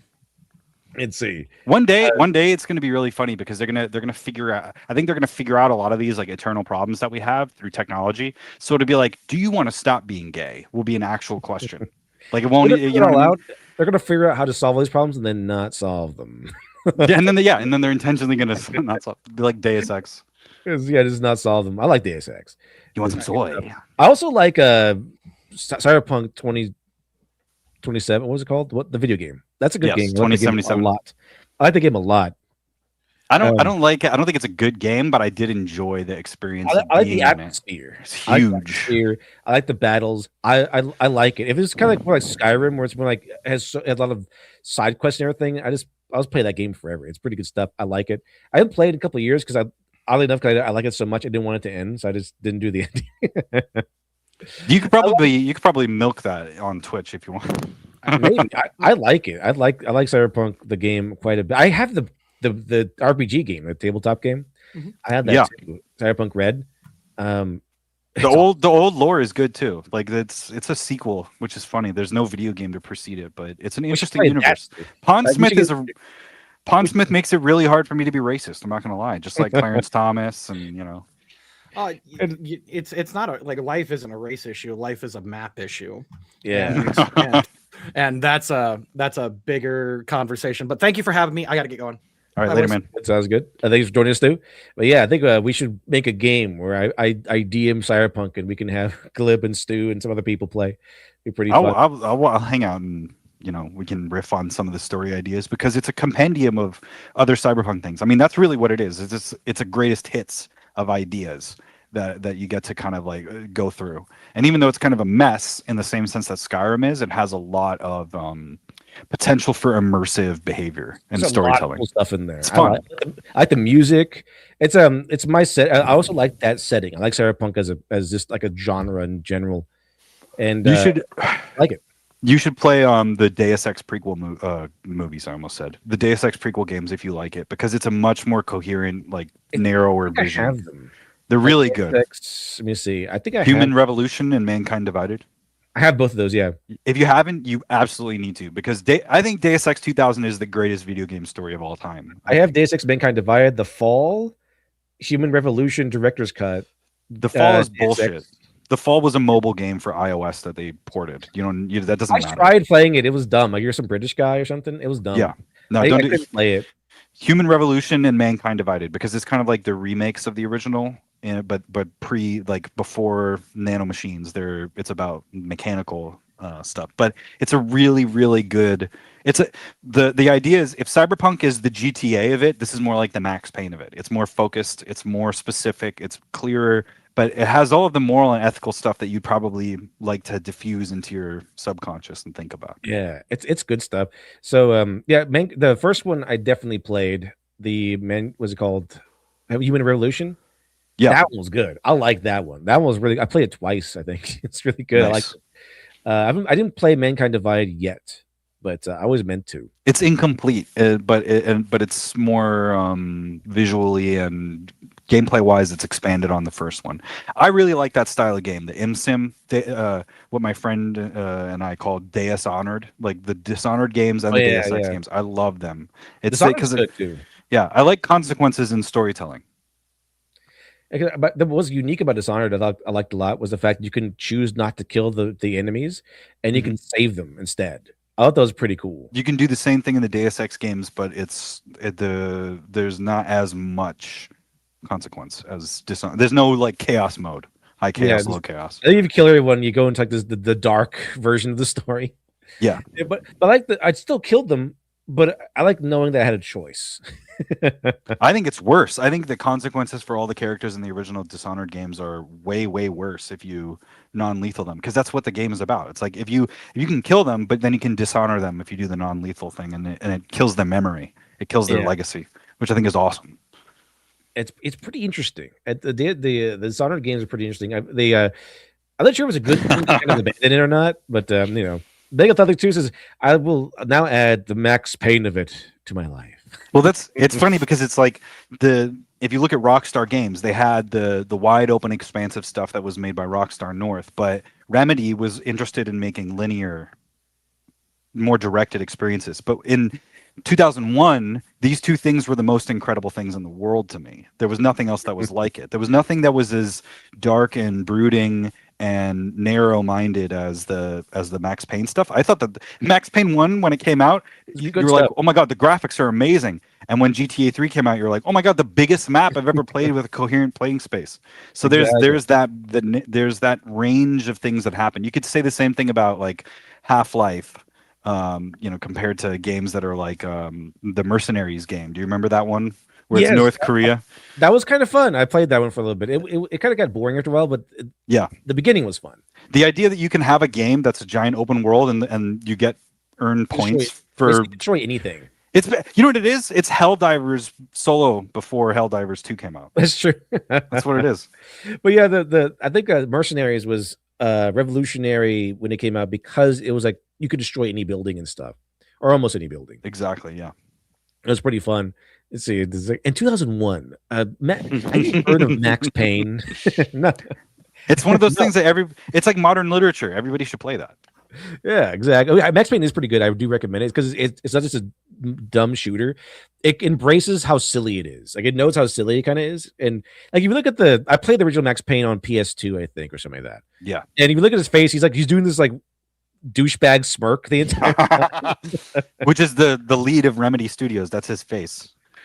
That's pretty funny. Yeah, he's the game director played Max Payne in the first one, and then they had a voice actor, and then they finally integrated it in Max Payne 3. But like it's like you say, it's super tongue in cheek, but then the aesthetics are so accurate to what New York is like, even though none of the developers were in New York, they were in Europe at the time. It just creates this really interesting perspective on how it works. And then the other thing that's frustrating about that series is that you would think that somebody would be able to make a Max Payne movie really easily, and nobody's ever been able to do it. And I don't understand. One movie was awful. It was like, what is this? What is this? Worst shit I've ever seen. All he had to do was copy the first game. The first game had a really fun story. It was all about you begin tracking down the guys who murdered your family, and then you're in like some weird devil sex club, and then you're fighting like these cultists and stuff. It was really weird. It was really cool, but it was cool. I liked it. Well, it fits what we, if you're trying to boil down the simplest kind of scriptural material, you have thematics that are in Max Payne that are really, if you're a writer Or if you're a game designer and you play this game, you'll be able to understand why it's great really fast, because it's like, here's a mechanic and it works throughout the entire game. Here's a theme of like the Ysir Corporation and Valhalla and all of this Nordic stuff is thematic throughout the entire game. And then you see the influences from noir stories and comic books, and it's right there, and it's all very straightforward. So there's stuff like that, and it's contrasted with something like Deus Ex, which almost spun out of control with how sprawling all of the concepts are. Like there's clones and there's Area 51, and every conspiracy theory is true, and they're blowing up the Statue of Liberty, like all those things that are out there.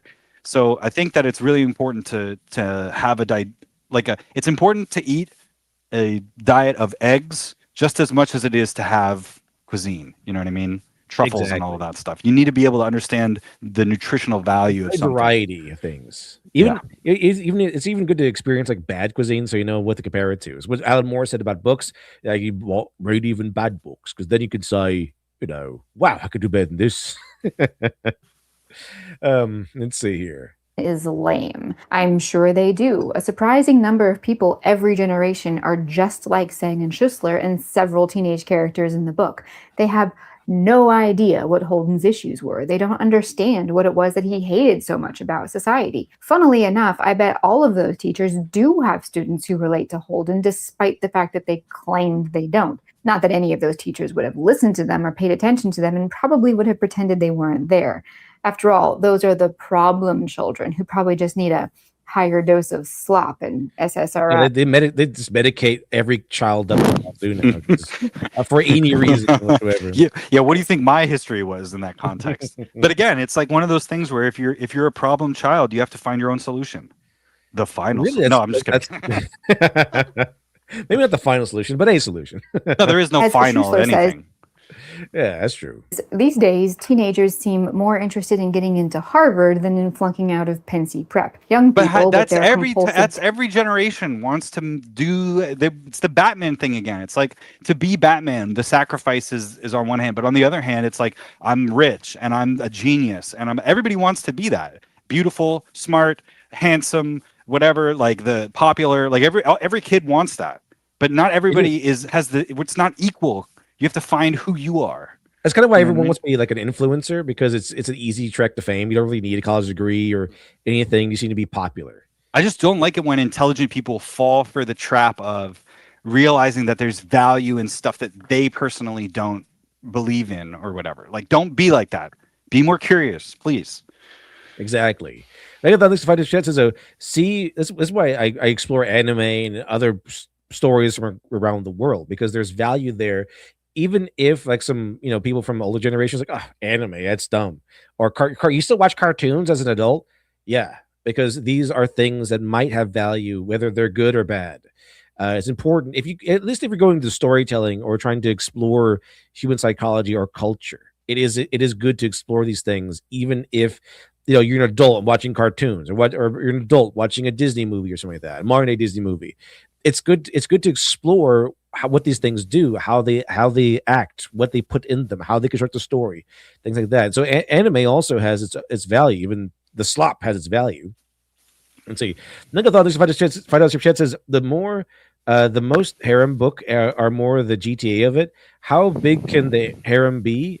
I'm going to Max Payne of it for 2 government girls. The Max Payne. Max Payne is good. I recommend it. It's good. The other thing is that I like the C.S. Lewis quote where he's like, when I became a man, I put away childish things, including the fear of childishness and the desire to be very grown up. So it goes in all directions, man. It really does. Let's see. Where is it? Okay. Text messaging and hyperactive pop culture metabolism are more enchanted by wide-eyed, Quidditch-playing Harry Potter of Hogwarts. Maybe. But maybe that's also exactly what Holden was talking about. People these days, just as in Holden's day, are completely caught up in the rat race of, who's going to get into the good schools, and who's going to make the most money, and whose Instagram account is going to amass the most followers, and whose yoga pants are the tightest, and who has the most, whatever you call it, conquests on Tinder. And whenever that gets to feel a little empty, whenever the haze clears just a little and people look up and realize that I don't know, inflation is so bad they're never going to be able to buy a house, or they're never going to be out of debt, or they're never going to be able to connect with another human being in real life. They can just plug themselves into the latest corporate slop to turn off their brains for a while, which is increasingly becoming just whatever the latest iteration of Harry Potter there is currently airing. Schiffler reads like someone is this her complaint? Is she saying this? I think so. It's probably her complaint. I mean, I just, so Salinger was a World War II veteran, and he served in counterintelligence, and he was very affected by the Dachau concentration camp. He was on Utah Beach on Normandy, the invasion on June 7th or whatever. Like, he wrote this as a retrospective. He was like a 30-year-old guy, basically. I think he was born in 1919. So, like, I don't think that we should be looking at any of these things from a static perspective, because if you really think about it, like, you go through phases in your life. Like, you're a child, you've been a teenager, you'll be in a young adult, and then you'll be in your middle ages, and you're going to have different perspectives. And if you have a kid, now you're looking at the world differently. Now you're looking at the world like it's not just about me, it's about me and my kid and my family. And then as you have grandchildren, like, the perspective change can be based on your associations with certain things. So you can be a young person, revolutionary, and feel like you have nothing to lose. And then you hit a point and you realize, oh, I really do have a lot to lose, and I have a lot to protect.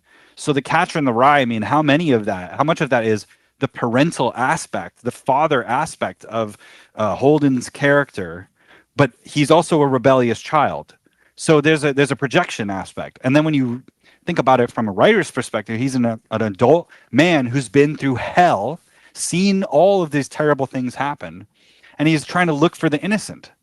So there's a wonderful and terrible at the same time contradiction to the way that we view reality and we experience it.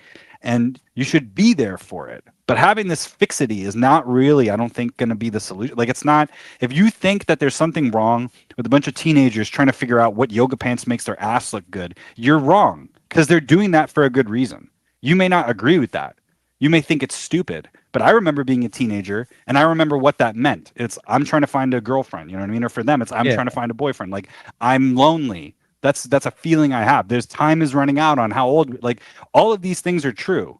And then there are these greater aims that we have, that we think that we have this meta narrative on, that, I'm a writer, I'm an intellectual, I'm a thinker, I understand things, I read Plato, I'm smart. Like, all that is true too, but it's a more abstract thing. So I think there's a lot of crapping on the plebeiry that happens, that's from people that are like, oh, I'm very keyed in, I'm very smart, I understand macro level economics and meta analysis, and I'm very media literate. And it's like, yeah, but you know what? Are you enjoying your life as much as somebody who's just doing the standard thing? Are you actually? I'm very media literate. that definitely is. Yeah, this is part of the society, right? Like, I get it. You can criticize people for doing all these things, but you should at least understand their perspective and realize, they aren't doing it for no reason. The reason that they have vanity, or the reason that they have this addiction, or the reason that they're watching the slop. Like, I remember, like, I would walk in and my dad would be watching a TV show. I'm like, why is he watching this crab fishing show? Like, why is he watching slop? And then he would tell me, like, you got to watch everything. And I would disagree with that. But then I also understood, after working for 12 hours, 16 hours a day, your brain doesn't really want to be like focused on the symposium or whatever, right? Like, I don't want all of this high-end stuff. And there's a time and a place for everything. So it's good to have all these different dynamics, but I don't like the idea of, like, people that are trying to dress really well with the right clothes are somehow lesser because they're more temporally invested in whatever the moment is. Because those people are trying to get something too. Just because I'm not trying to get it doesn't mean that they don't have a validity of their opinion. Let's see. Almost done here. We still got a long way to go. But oh boy, where are we in the video? We're just we got like another 12 minutes. I think we covered. You can speed it up too if you want. You can let it fly to see if there's another point that she's making. Let's see, and then we can go to the finish if you want. There we go. Make sure whatever you want. All the way up there. Let's check it out. Would have fit in well with the fake narcissistic phonies whose eyes glazed over the second Holden tried to explain what he was thinking. A person whose primary interest is whether or not. That's what we mentioned earlier, that when they do that, when they try to explain yourself, nobody listens. Yeah. I think this kind of goes into the whole thing of like, how are you doing today? And if it's anything but I'm doing good or I'm doing fine, then it's like, oh, I don't care. So I think that's part of the whole phoniness of the boomer setup or whatever he's complaining about, where it's all fake. It's something same thing in Fight Club. Everything's fake, and we're trying to get underneath the skin of it all. Yeah, but it's like it's way worse than like Asian culture or whatever. Like if you go to Korea, nobody's gonna ask you how you doing and have small talk. Like that's sometimes it's structural and has nothing to do with you.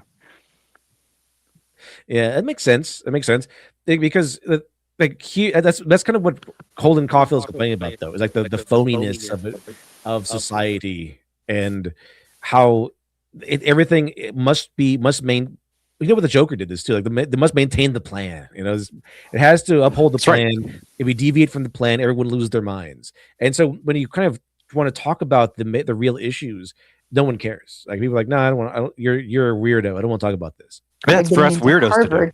Exactly, but nobody listens to it except other weirdos. That's why we have to put on a show. Exactly, you have to entertain people and smuggle that shit in. That's why all these guys want to make a podcast. Reading Harry Potter for the 28th time is probably not Salinger's target audience, but rather is exactly the type of person who makes up the society that Salinger was critiquing. People like Schussler mock Holden for wanting to go off and build himself a cabin in the forest. Meanwhile, they've got 7,485 pictures saved to their cottagecore Pinterest boards. Who's the fake pretentious one here? She closes the essay with a triumphant mic drop, a quote from a 15-year-old student from Long Island. Oh, we all hated Holden in my class. We just wanted to tell him, shut up and take your Prozac. Take your drugs. All right. Numb your feelings. I guess the more things change, the more they stay the same. Mm-hmm. A review published in 1951 when the book was released said that that's supposed to make me stop me from killing myself. Whatever happened to Gary Cooper, the strong, silent type? Yeah, whatever happened to those guys? Like, shut up. He didn't complain. He just did what he had to do. Was it? Yeah. You know what else is a good show for noticing things? It's Smiling Friends. It's pretty good. Started that one. I like the first 4 episodes. We watched the first 4 episodes. Pretty good stuff. We'll get there. Yeah, we'll get there for the next week. Especially if we get to the 400 by the end of the week. Pretty cool. I believe we will. Yeah, I think so too. We got a big boost today. Absolutely, we're almost at pillar minute for tomorrow. Glib. Hell yeah, dude. Pretty good stuff. Thank you much, Best Chat. Holden's 3-day tale was, quote, in essence, the tragic story of a problem child, unless, indeed, it's an indictment of a problem world. Marking this as one of the only adult reviews of the book that glimpsed through the teenage swagger and relentless stream of consciousness of Holden's insightful, if childish, inner thoughts, and saw something else. Reading this book is like picking up a time capsule of what this part of the world was really like immediately after World War II. And I don't mean the celebrations and the euphoric, triumphant national pride. All of that was there, and none of it was bad, in all honesty. But underneath... And I don't think... How come people don't think her voice is AI? Everyone thinks my voice is AI. Everyone thinks her voice is AI. It doesn't seem fair to me, Glib. She's doing a good job. She's a smart lady. I like how she's presenting this. Doing pretty good, and the voice is smooth too. And so, but I'm pretty sure because she's a woman, they don't expect her to be AI or whatever. But no one's saying that her voice is AI. Everyone's saying my voice is AI. But no, I don't hear anyone saying her voice is AI. That were mainly only seen by children, and mainly only children who, like Holden, were precocious and sensitive to hypocrisies and contradictions. There was growing something else. The world had changed with the 2 world wars. Society as it was prior to the First World War not only didn't exist anymore, it had faded from memory. But what society was going to become wouldn't really be visible until Holden's generation grew up, and even more so when their children grew up, and then too when their children grew up. The changes that Holden was noticing, details about the world that were ugly or worrying, these were set to doom future generations. But because Holden, and maybe even Salinger, couldn't know what we in 2026 know, these things came through then as little more than a simple, brutally honest story.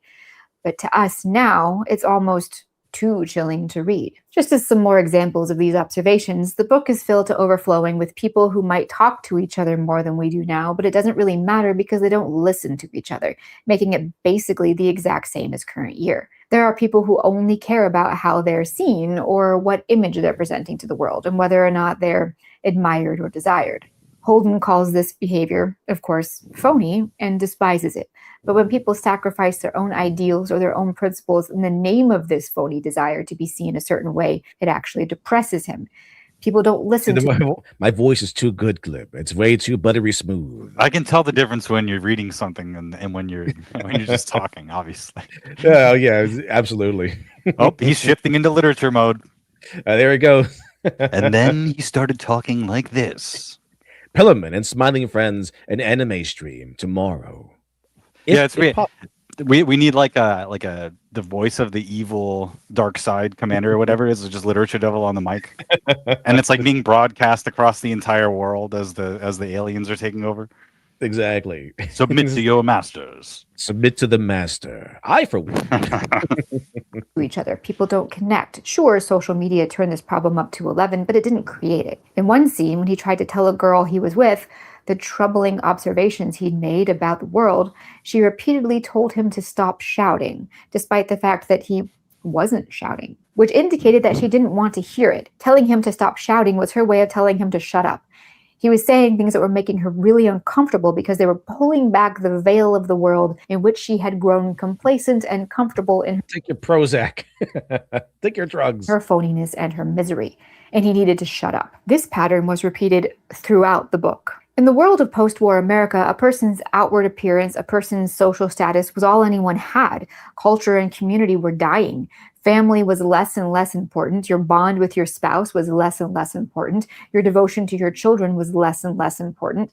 Friendships were mainly built on who impresses you with their material possessions, their things, their fancy cars, or their club memberships, and who can get things for you, not on anything real. Every friend Holden tried to talk. Remember that song? Is she referring to that song from Batman Forever? Remember that song? I don't know if anyone remembers it, but there's a song when Jim Carrey's Riddler has gotten fired and he's just working on his, I guess, a little thing in his basement, and he has this like weird song playing. Like, I'll look it up.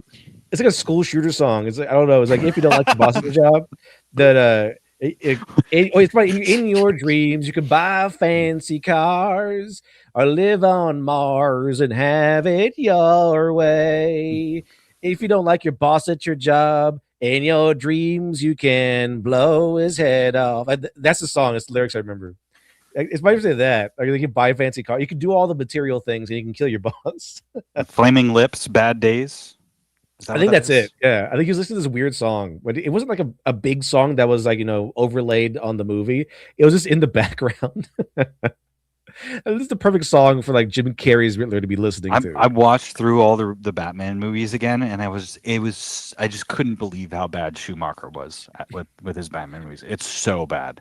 I think it was like pleasantly bad. Yeah, was it bad? Yes, but it was like pleasantly goofy to me. I like how terrible. I rewatched the Batman 20, whatever the recent one was, and I was like, man, this is so much better than most of the other Batman movies. And it was the one with Twilight. Yeah, with Robert Pattinson. Like he's just a detective guy, and he has rudimentary stuff, and he's got a beef, and he's trying to, and it's like the aesthetic is gothic, but it's also more modern, like the 70s. And I'm like, man, this is good. It's just good. It's not amazing, but it's really good.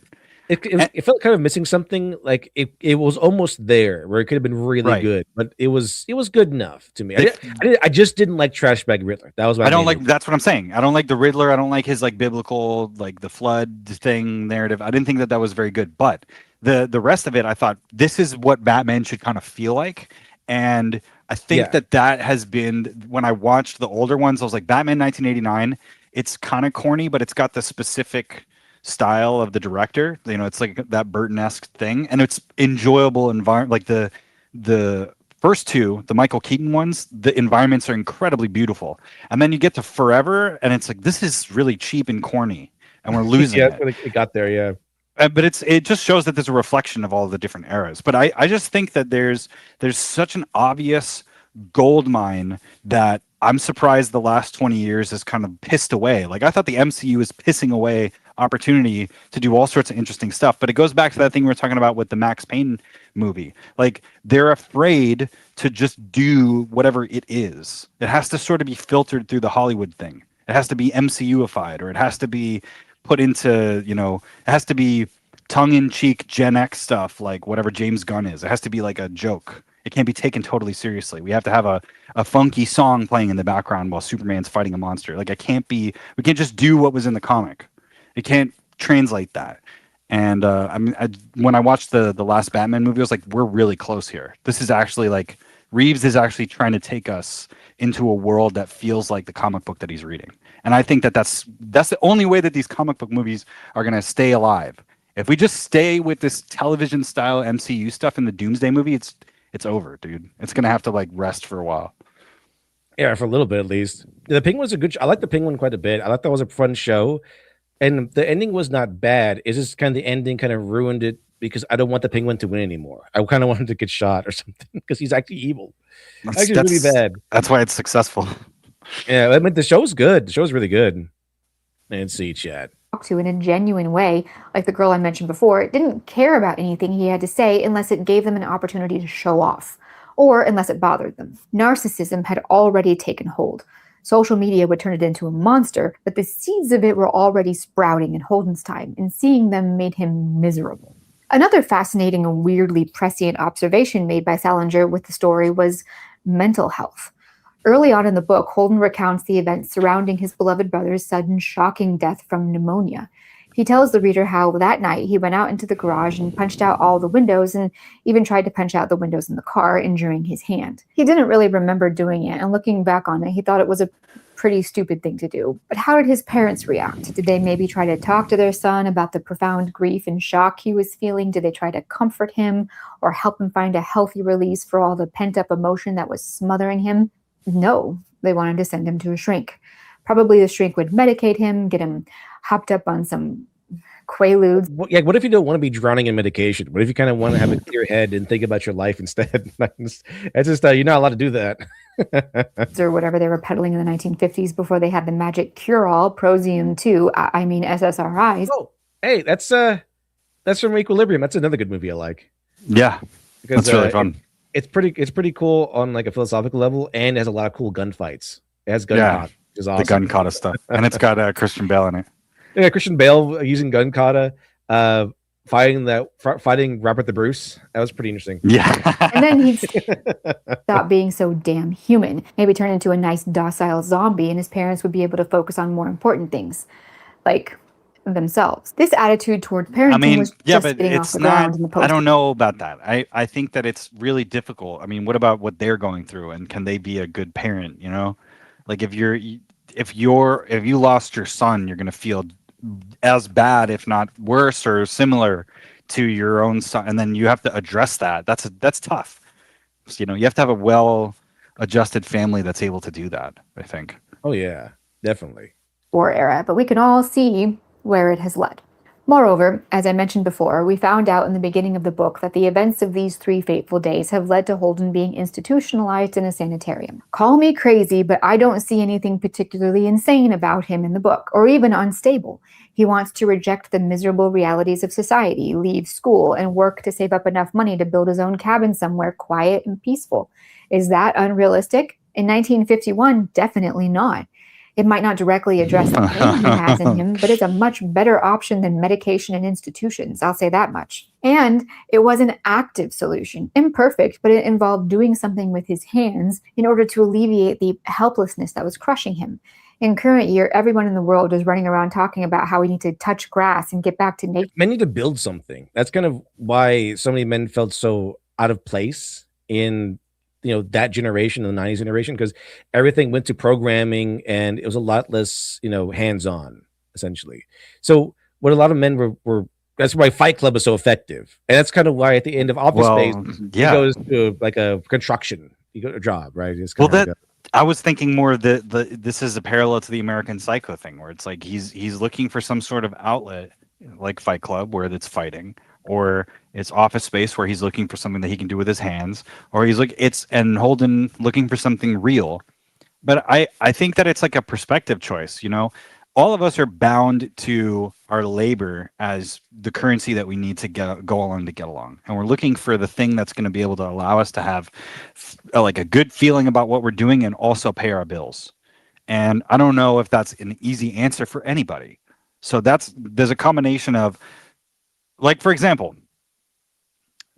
should you send me to a sanitarium because COVID happened and the writers' strikes happened, so my fucking career went off into and like put me in debt and like all this stuff? Like, what do you want to do with that? What do we do with that?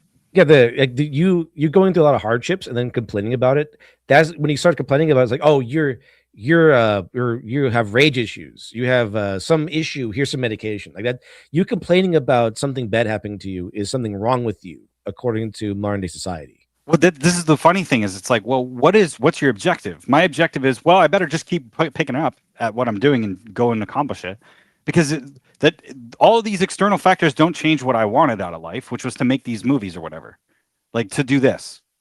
Like that's what I think is the weird part. It's like, how much of it is a fixity that you can't change, and how much of it is, oh, I better just fucking cope with whatever happened and move on.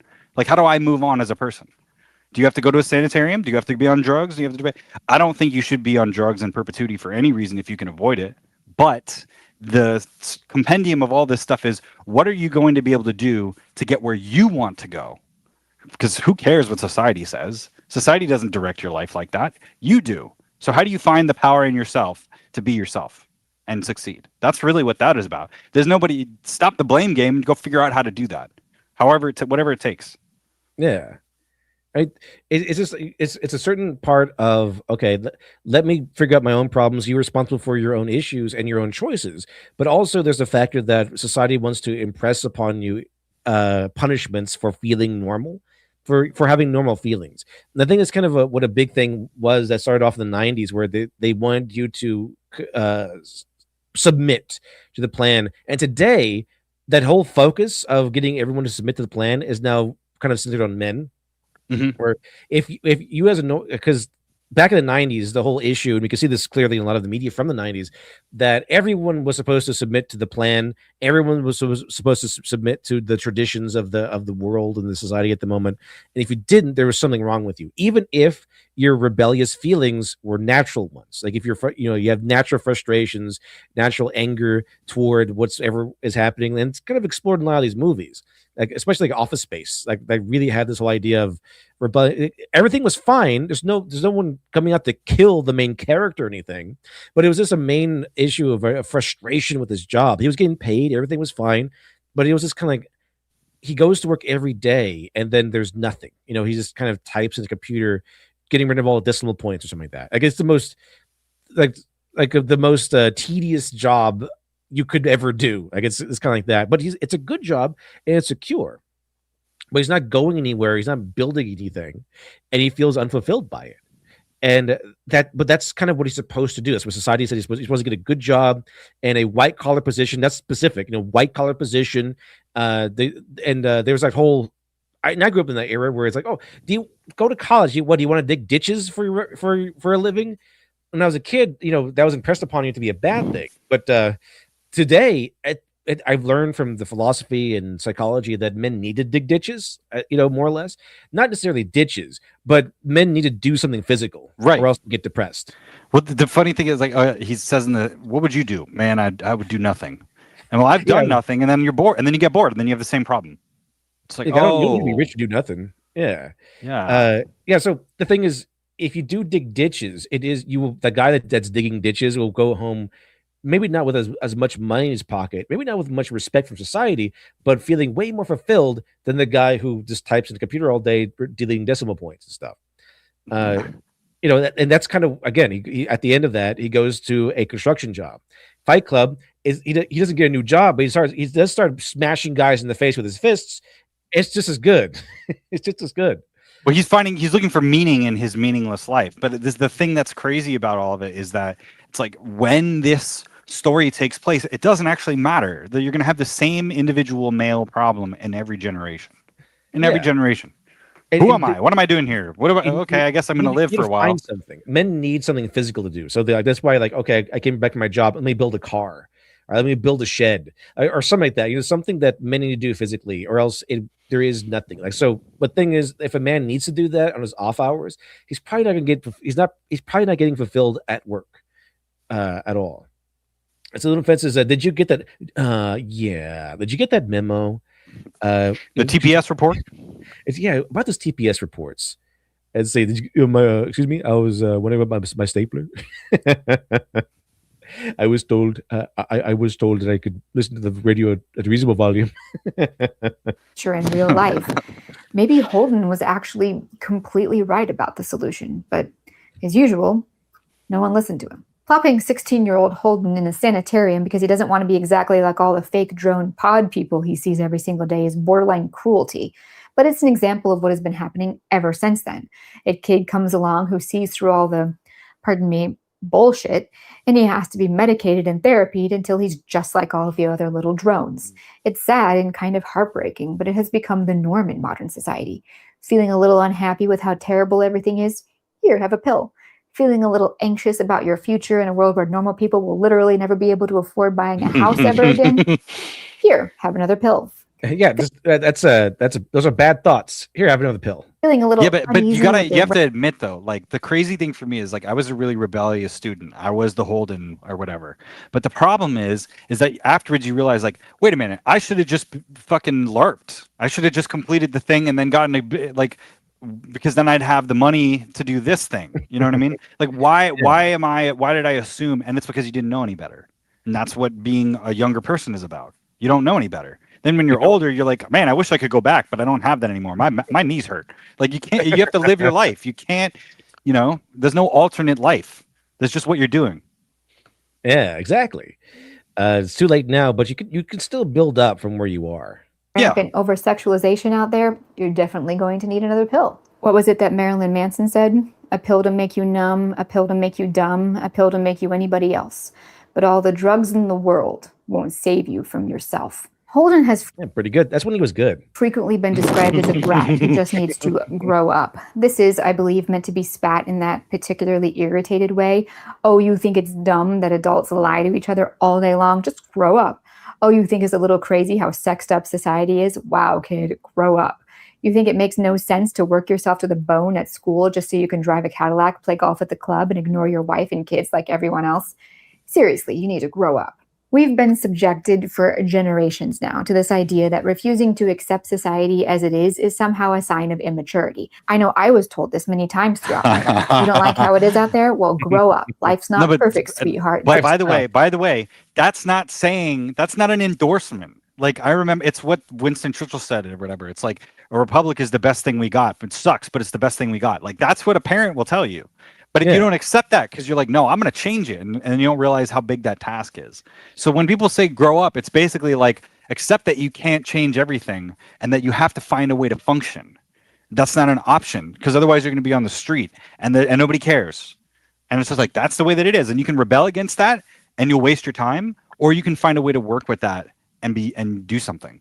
Like those are your options. But it's really tough to just accept that. That's just the way that it is. And nobody makes it that way. That's the summation of everything. Oh yeah, it's a combination of how you react to society and what your choices ultimately are. Because for example, everyone in Fight Club chose to join Fight Club, and that's kind of what the overall conflict of Office Space is. They seem trapped in their job, but then one day he just chooses not to do it anymore. And not only does he freed and feels better, he's given promotions and stuff. Let's see. Phoniness says if only we could more articulate better. Exactly. Thank you much for Phoniness. Appreciate it. All right. Well, time to go to Stream Memes chat. Let's do it. Let's head over to Stream Memes. Now that we've told chat to grow up and get a job. I don't know. Go to college. I don't know. Get a job. So it's one of the better parts of Fight Club. I'm wondering if another woman is what we need for this stream right now. Exactly. We're a generation of men raised by women. A generation of men raised by J.D. Salinger. J.D. Salinger. I'm wondering if another book is really what we need. But the answer is yes in the Literature Devil stream. Absolutely. All right, chat. Well, here we go, chat. Lower your volume, raise your volume, whatever you prefer. We're going to have a second tier preliminary here. And 5, 4, 3, 2, 1. Ay, ay, ay, ay.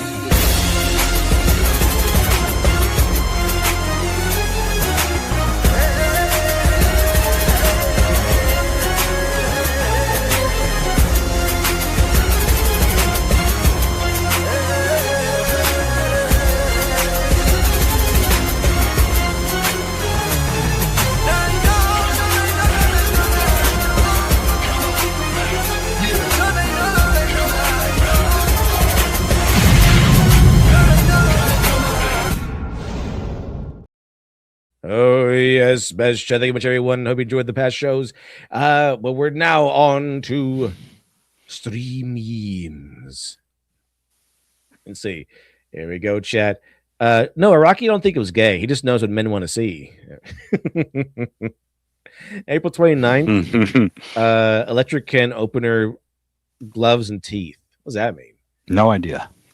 I bought a limited item in high demand. I sold it for a much higher price without ever using it or modifying it. I am a scalper, a scalper, a scalper, a scalper, a scalper, or an investor. See, if it's a house, it's an investor. Let's see. Speed limit enforced by aircraft. The rules, they may be stupid, but arbitrary and irritating, but God help you if you break them. Let's see. When you press the button, you win $10,000. But your parents will see you having sex with your GF. Me realizing I can win $10,000 a GF dead for the first time. I win this game. It's a live action version of Wile E. Coyote. Not a different smirch gestures to an empty area. Behold the procrastinator. Empty area. I haven't built it yet. Japan's Minister Kimi Onoda states that the country will not accept outside pressure to censor anime. Based. Nice. Anime is safe. Anime is safe. Which is a nightmare for the wokies. Let's see. All SP non de novo games are cracked by bypass. Nice. They released your 4 hypervisor bypass for EA Sports games. So I guess you can play them now. Fuck de novo. But without the what is it called, DMR or whatever, DRM. Yeah. Cloud got hungry on Switch 2. There's no food on the table. Oh yeah, they've been joking about this in South Park. Kill John Lennon. Kill John Lennon. I don't know if I've noticed. What is the show? It looks awful. Undesirables. The concubine thought to himself, those undesirables. They're called the urban market, but not to sound racist, they call it the urban market.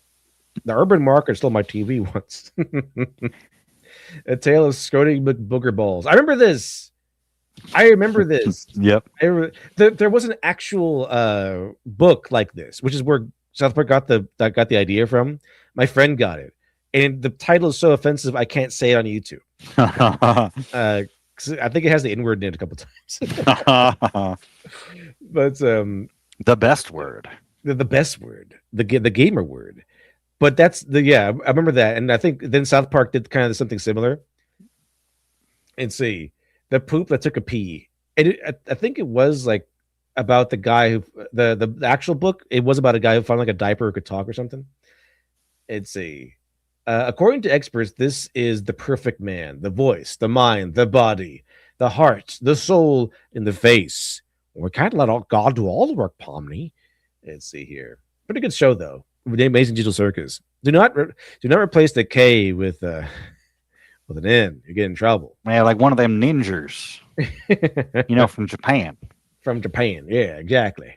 See, you join the clan because you hate other races. I joined the clan because I hate the government. We are not the same. I used to be with it, but then they changed what it was. Now what I'm with isn't it, and what's it seems weird and scary to me. It'll happen to you. It will. It will. Will in reality. eventually, yeah. Let's see.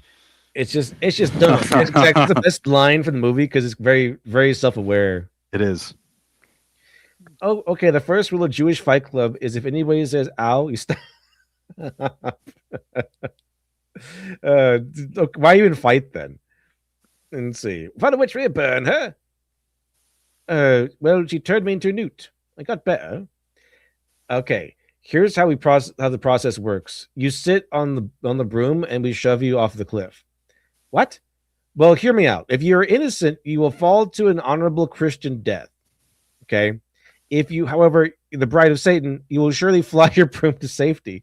That's not how that works, though. See, the reason why witches can ride brooms, hypothetically speaking, according to lore, is because they are without a soul and therefore light enough to float on a broom.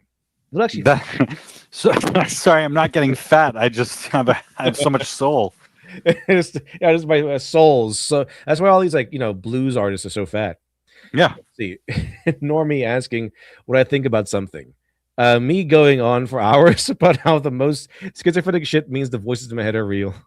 That's pretty much that is what happened. When I remember when that video came out and everybody was clowning Putin for having all these binders of references from Kiev history and all that stuff, I thought, oh, I get it. That's why he's in charge, and I understand him. Yeah, he knows all the history. The metamorphosis, Stu's metamorphosis. Here's Trump delivering the presents. Let's see, in this household, Santa is a hero. All right. You see, after the apocalypse, most of the humans were dead. So I had to bring in a race of horny cat girls to get the numbers up. You're welcome. It's an alternate take on "I have no mouth and I must scream." Let's see. I gotta blame somebody. Yeah, otherwise it's my fault. Fuck that. It's a very self-aware line in that game. That game story is like a time capsule of that time period. Kind of is, yeah. Very Tumblr. Very Tumblr. It's hella bad. It's my friend, they have some good parts in there, like where you can shoot Chloe. Yeah, she shoots herself on. And he can rewind time and then have her do it again. Yeah, exactly. So I made a comic about that. Like, wait, why aren't you surprised about this, Max? Max, how many times have I done this? You're a third-rate duelist with a fourth-rate deck. This is Kaiba playing in table tournaments in a game club or something. Let's see. You're a pathetic fat phony. Big fat phony. Hey, take those sneakers off. No, because I'm sneakers O2. And no longer. I gotta read this. I haven't read it yet, but I do want to read this. Wait a minute. Wait, is it a manga? Because I might have also accidentally started it. This seems so familiar. This is not clicking though. And see, why do I like Cyberpunk 2077? No clue. I thought it was pretty funny that both of the romance options in Cyberpunk, like if you're a boy or a girl, are both Latinas for some reason. Like I was like, what is that about? Well, it's probably predicting the future. They're watching me through the window again. It's like predicting the future without Trump. If Trump never came into power, then we'd be flooded with illegals. Night City, we have the best Latinas. Whether you're a lesbian or not, we have the best one. The biggest butts, the widest hips. Let's see. In the midst of it's so over, I found there was within me an invincible. We are so back. You're a phony. Smiling friends. There we go. No. This funny because this footage from Ethan Ralph. He was I know, right? So stupid. All right, chat. All right, we're gonna head over and end the stream for today. Thank you for joining me today. Now we're going over to the breakfast channel, the lunch channel for some lunch. All right. Well, thank you much, Stu and Glib, for joining me today, and thank you, Best Chat, for always being Best Chat. Have a wonderful rest of your day. So again, of course, next time. Later. See, of course, next time. As I find this video, where to go? Hold on, chat. Where is it? Where is this? Where is it? Oh, here we go. All right. Next time. Bye.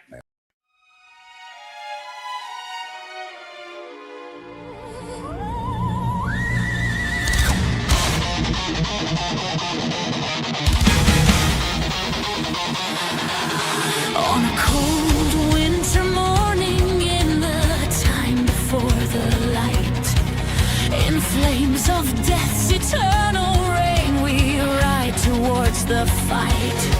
When the darkness has fallen down